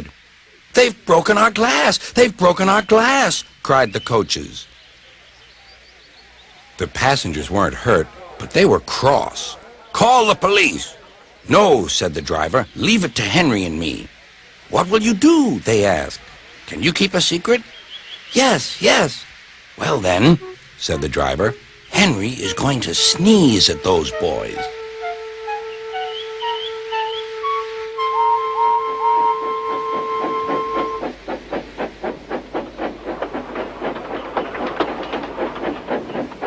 Lots of people were waiting at the station just before the bridge. They wanted to see what would happen. "Henry has plenty of ashes," said the driver. "Please keep all windows shut till we've passed the bridge. Henry's as excited as we are, aren't you, old fellow?" Henry felt more stuffed up than excited.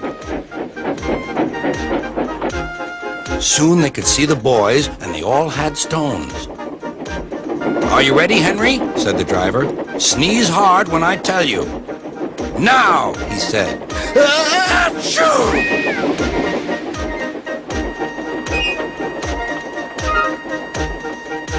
"Well done, Henry," laughed his driver. Henry went home, hoping that next time he saw Gordon and the boys, they would have learned not to be so mean.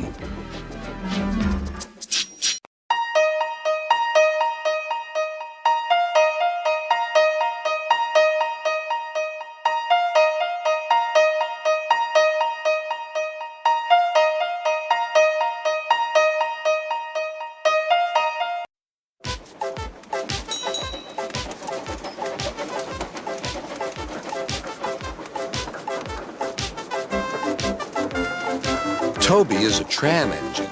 He has cow catchers and side plates and doesn't look like a steam engine at all. He takes freight cars from farms and villages to the main line and is cheerful to everyone he meets.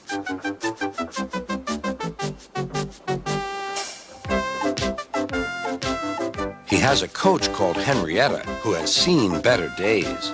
"It's not fair at all," she grumbles, remembering that she used to be full and 9 cars would rattle behind her.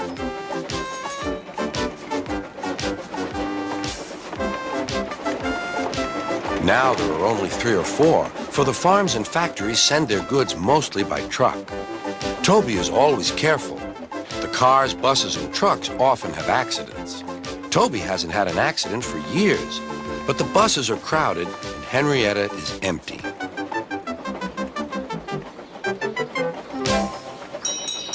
A lady and a stout gentleman stood on Toby's platform. He was, of course, Sir Topham Hatt, but Toby didn't know this yet. "Come on, grandfather," cried the children. "Do look at this engine." "That's a tram engine, Stephen," said Sir Topham Hatt. "Is it electric?" asked Bridget. "Whoosh!" hissed Toby. "Shh," said her brother. "You've offended him." "But trams are electric, aren't they?" "They are mostly, but this is a steam tram." "May we go in it, grandfather, please?" "Stop," said Sir Topham Hatt to the conductor. They all scrambled into Henrietta. "Hip, hip, hooray!" chanted Henrietta. But Toby didn't sing. "Electric indeed, electric indeed," he snorted. He was proud of being a steam train. "What is your name?" asked Sir Topham Hatt. "Toby, sir." "Thank you, Toby, for a very nice ride." "Thank you, sir," said Toby. He felt better now. This gentleman, he thought, is a gentleman who knows how to speak to engines. The children came every day for 2 weeks. Sometimes they rode with the conductor, sometimes in empty cars. On the last day of all, the driver invited them into his cab. All were sorry when they had to go away. And Sir Topham Hatt and his family thanked everyone. "Come again soon," replied Toby. We will," called the children. And they waved till Toby was out of sight. The months passed. Toby had few cars and fewer passengers.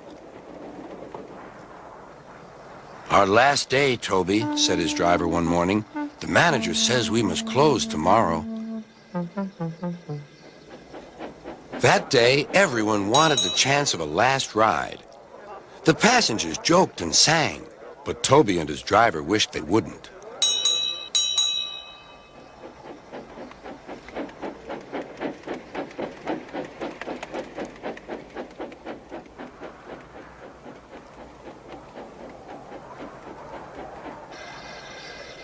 "Goodbye, Toby," said the passengers afterwards. "We're sorry your line is closing down."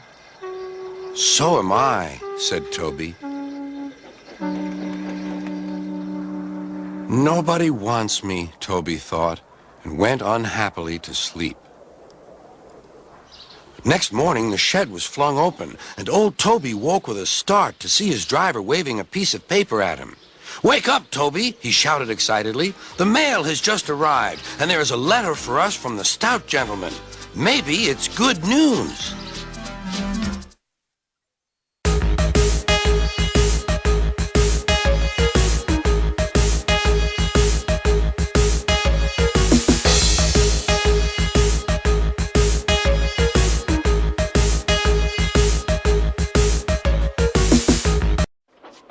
There's a line to a quarry at the end of Thomas's branch. It goes for some distance along the road. Thomas was always very careful to whistle here in case anyone was coming.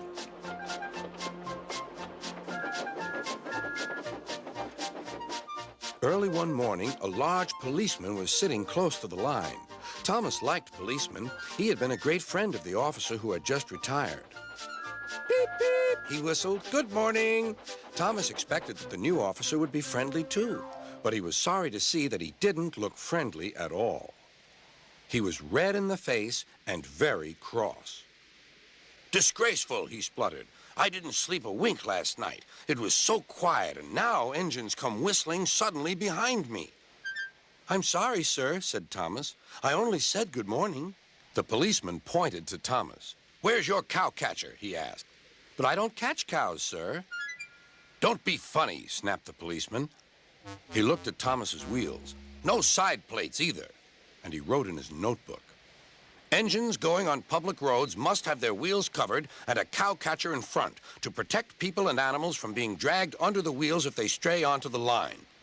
You haven't, so you are dangerous. Rubbish, said Thomas's driver. We've been along here hundreds of times and never had an accident. That makes it worse, the policeman answered. He wrote regular lawbreaker in his book. Thomas puffed sadly away.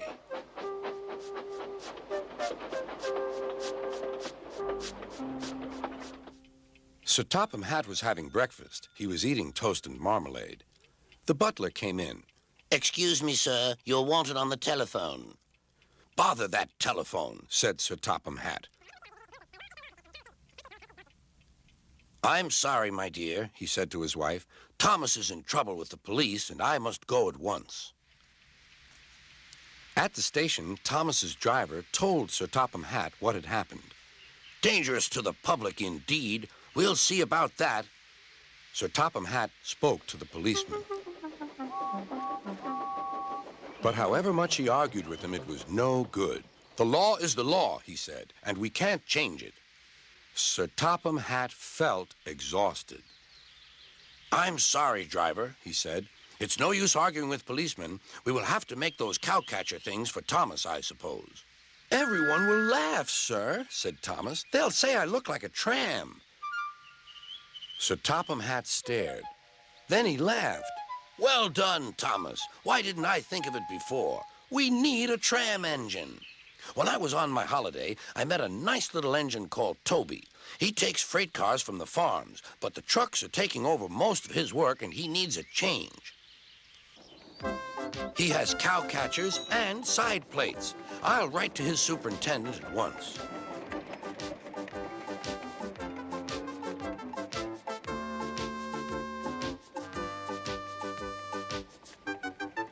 A few days later, Toby arrived. That's a good engine, said Sir Topham Hatt. I see you've brought your coach, Henrietta. You don't mind, do you, sir? Asked Toby. The station master wanted to use her as a hen house, and that would never do. No, indeed, said Sir Topham Hatt. We couldn't allow that.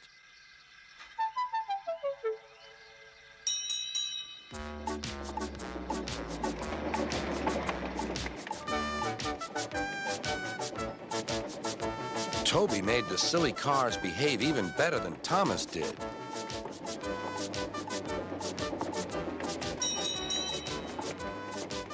Hey, you!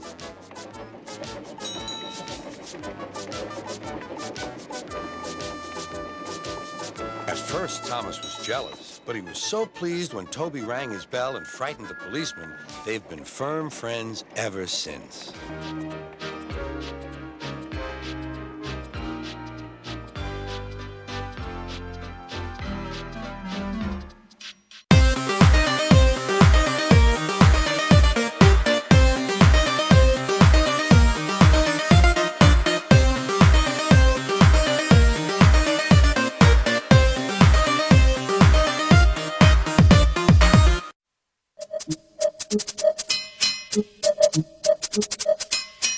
Toby and Henrietta were enjoying their new job on the island of Sodor, but they do look old-fashioned and did need new paint.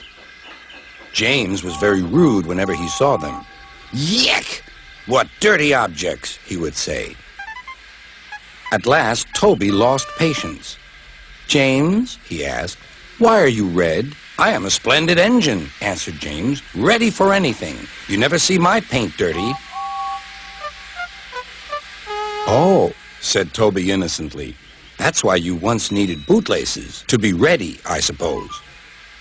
James went redder than ever and snorted off. It was such an insult to be reminded of the time a bootlace had been used to mend a hole in his coaches.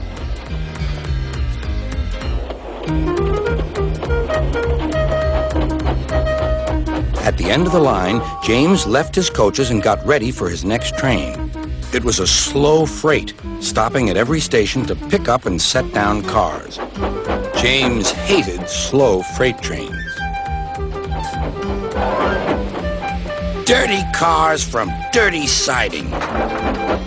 Yeah!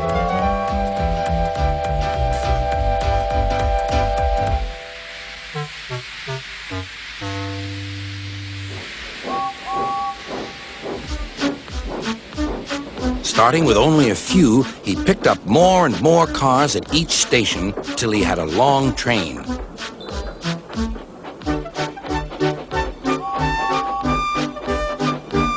At first, the freight cars behaved well, but James bumped them so crossly that they were determined to get back at him.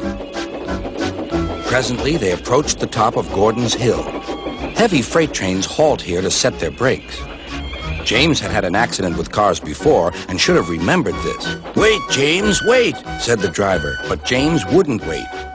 He was too busy thinking what he would say to Toby when they next met. The freight car's chance had come. "Hurrah! Hurrah!" they laughed, and banging their buffers, they pushed him down the hill. "On! On!" yelled the cars. "I've got to stop! I've got to stop!" groaned James.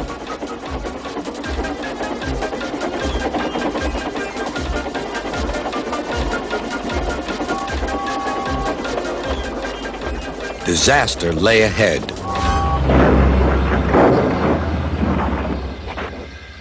Something sticky splashed all over James. He had run into 2 tar wagons and was black from smokebox to cab. He was more dirty than hurt. But the tar wagons and some cars were all to pieces.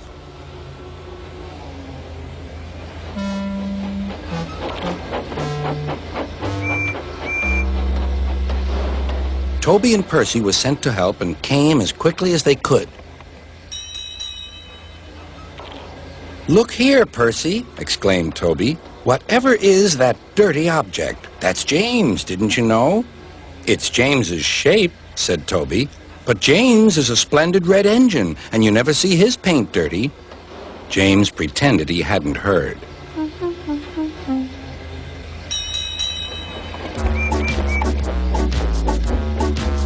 Toby and Percy cleared away the unhurt cars and helped James home.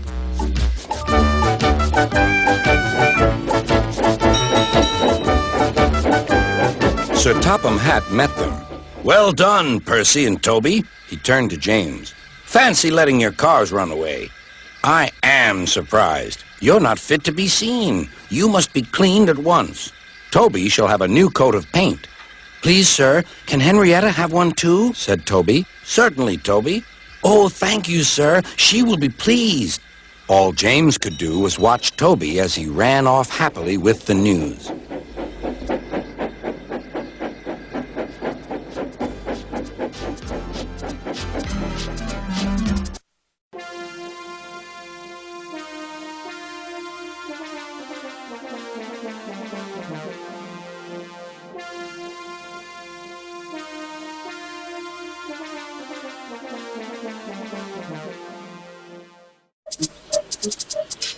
Gordon was resting in the siding.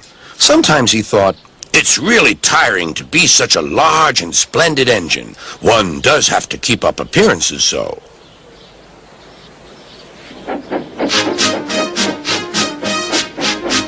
"Beep, beep, beep, beep.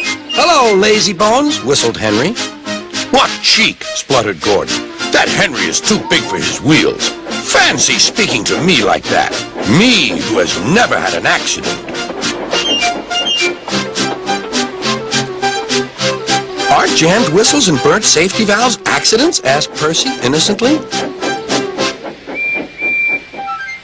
"No, indeed. High spirits. Might happen to any engine. But to come off the rails like Henry did, well, I ask you, is that right? Is it decent? Then it was Henry's turn to take the express. Gordon watched him getting ready. Be careful, Henry. You're not pulling the Flying Kipper now. Mind you keep on the rails today.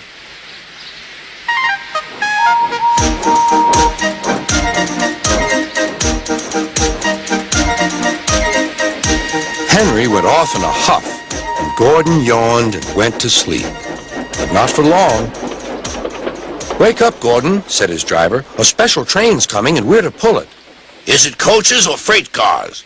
Cars, said his driver. Cars, said Gordon.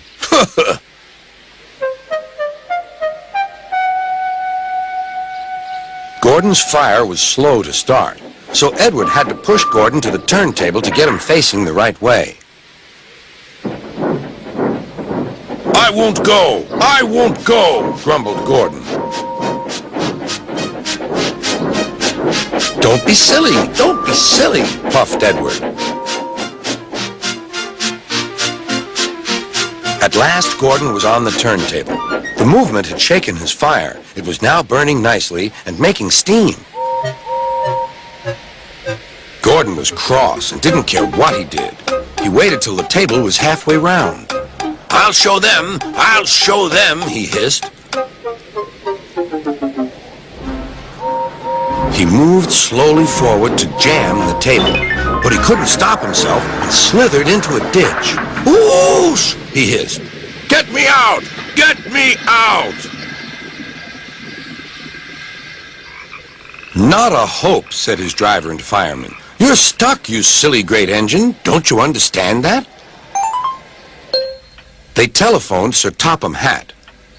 So Gordon didn't want to take the special train and ran into a ditch? What's that you say? The special's waiting?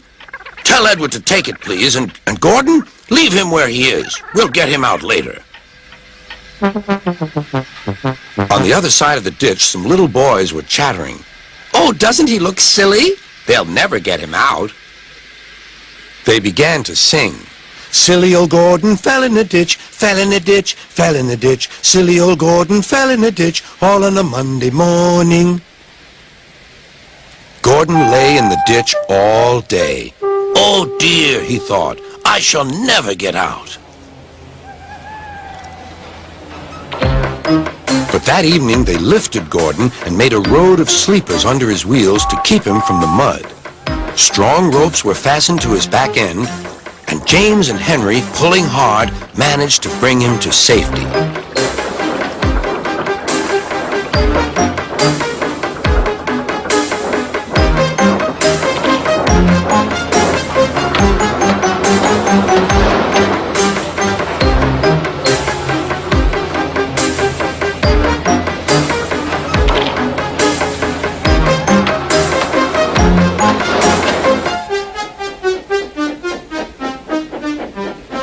Late that night, Gordon crawled home, a sadder and wiser engine.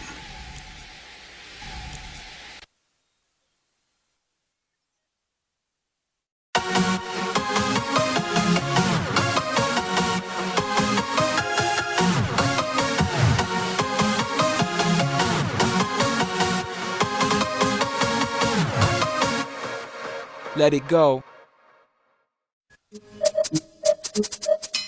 One day, Thomas was at the junction when Gordon shuffled in with some freight cars.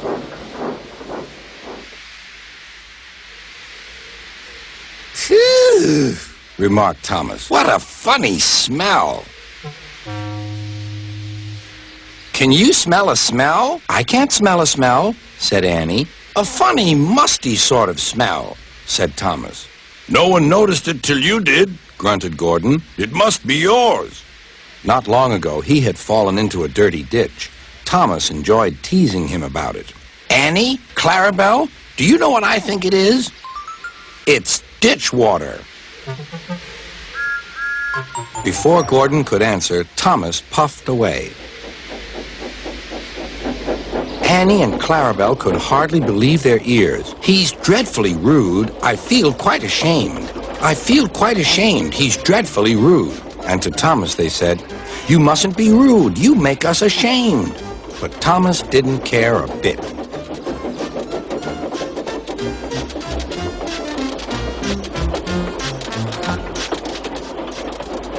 "That was funny. That was funny," he chuckled. He felt very pleased with himself. Annie and Clarabelle were deeply shocked. They had great respect for Gordon, the big engine.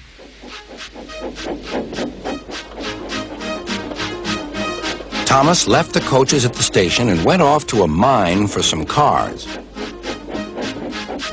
Long ago, miners digging for lead had made tunnels under the ground. Their roofs are strong enough to hold up cars, but not the weight of engines. A large notice warns them not to enter the area. "Danger! Engines must not pass this board."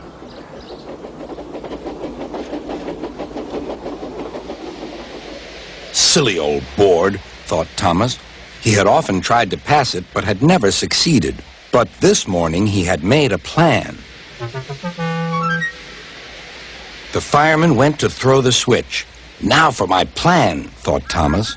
Bumping the cars fiercely, he jerked his driver off the footplate and followed them into the siding. "Come back!" yelled his driver.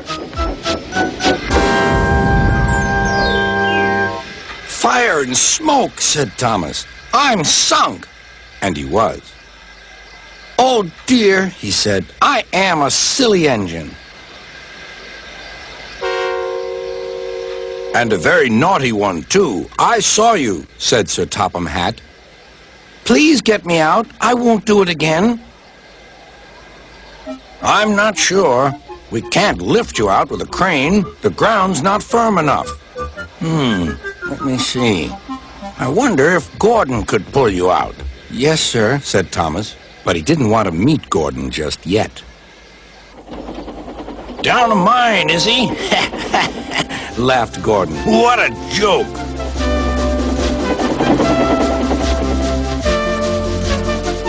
"Whoop, whoop, little Thomas. We'll have you out in a couple of puffs."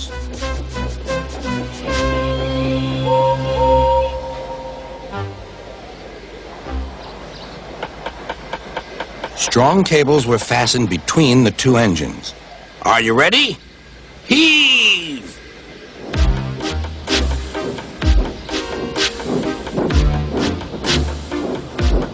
It was a lot harder than they all thought. At last, Thomas was free. "I'm sorry I was cheeky," said Thomas. "That's all right, Thomas. You made me laugh," replied Gordon. "I'm in disgrace." "So am I," said Thomas. "Why, so you are, Thomas. Shall we form an alliance? You help me and I'll help you." "Right you are," agreed Thomas. "Good. That's settled," rumbled Gordon. And buffer to buffer, the Allies puffed home.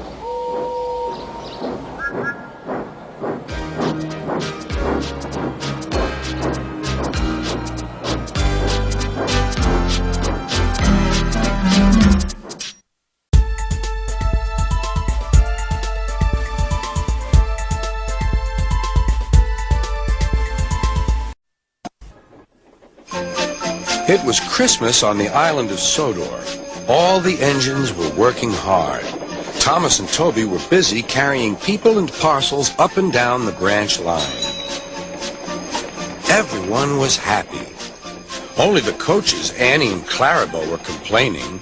"It's always the same before Christmas," they groaned. "We feel so full. We feel so full." "Oh, come on," said Thomas. "Where's your festive spirit? Christmas Day is almost here." By the side of the track was a little cottage with a familiar figure waving to them. "It's Mrs. Kindly," whistled Thomas. "Beep, beep! Happy Christmas!" Thomas always felt better for seeing her. "Christmas just wouldn't be Christmas without Mrs. Kindly," he said to himself. When work was over, Thomas went to see the other engines. All their coats had been polished. "Huh," said Gordon. "Just look at us. Your driver will have to work fast to get you as smart as us." "Never mind that," replied Thomas. "I've something important to say. Do you realize it's been a whole year since Mrs. Kindly saved us from a nasty accident? You remember when she was ill in bed and..." Yes, of course, interrupted Edward. You told us how she waved her red dressing gown out of her window to warn you about a landslide ahead. And you and Toby gave her presents? Percy joined in. And Sir Topham Hatt sent her to the seaside to get better. But, said the other engines, the rest of us never thanked her properly. Exactly, said Thomas. So now I think we should all give her a special Christmas party. Everyone was getting very excited, and the drivers felt sure that Sir Topham Hatt would agree, as indeed he did. The engines were all busy making plans when silence fell. Sir Topham Hatt had bad news. The weather's changed badly. Mrs. Kindly is snowed up. Toby says he'll help to rescue her. You must help too, Thomas. There's no party unless you do. Thomas hated snow, but he said bravely, I'll try, sir. We must rescue her. We must. There's a good engine. You and Toby will manage splendidly. Thomas charged the snowdrifts fiercely. Sometimes he swept them aside. Sometimes they stuck fast. And the men had to loosen them.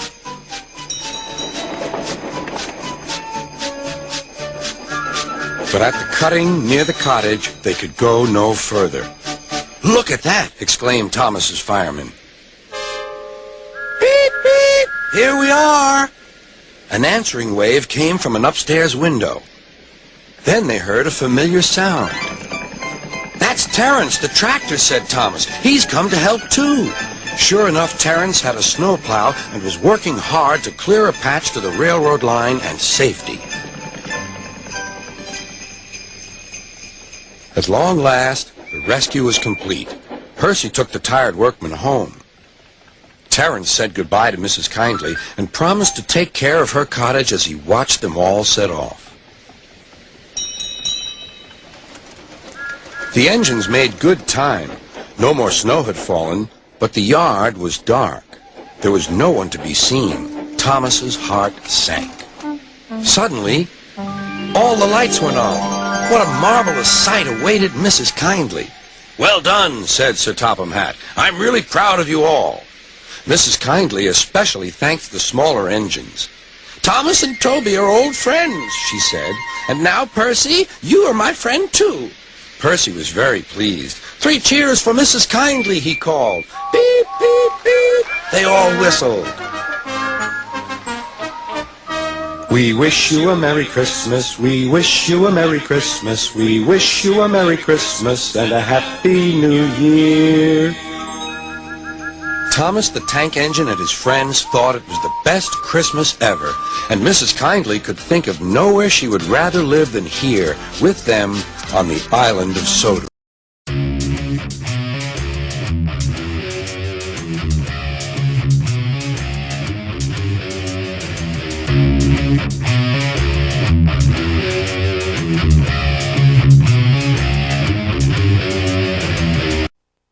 Thomas the tank engine was feeling very happy. His blue coat shone in the sun, he was right on time, and all around his branch line the countryside seemed prettier than ever before.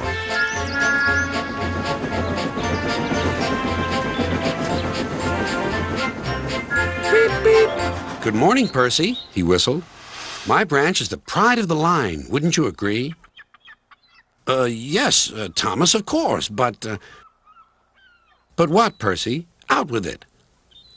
Well, there is another engine with a famous branch line, too. Who? Where? His name's Stepney. He's far away. But Sir Topham Hatt says he may visit us. When? Oh, someday. And Percy hurried away. Meanwhile, Stepney was puffing steadily along his line. It isn't very long, and that made him feel a little sad. Later, he saw Rusty, the little diesel that helped save Stepney from scrap.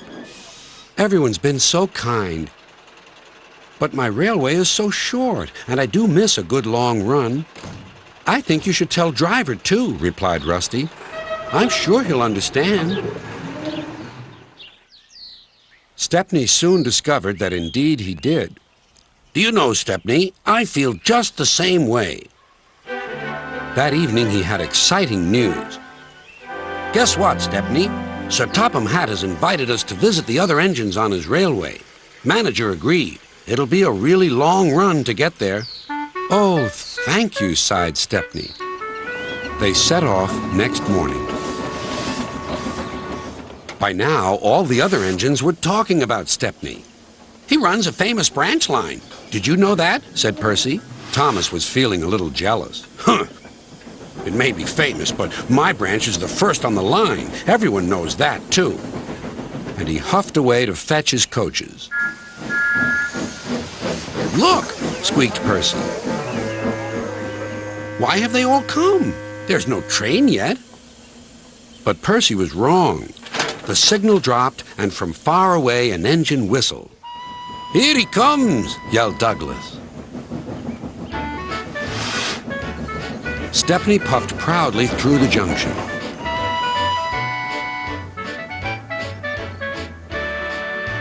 I hope you'll meet Thomas, too, said Edward. You both have branch lines to be proud of. Then Stepney set off to help Duck shunt coaches in the yards, and they worked happily together all afternoon. At last, Thomas arrived. Sorry, can't talk. It's time for my last branch line train. Mustn't be late.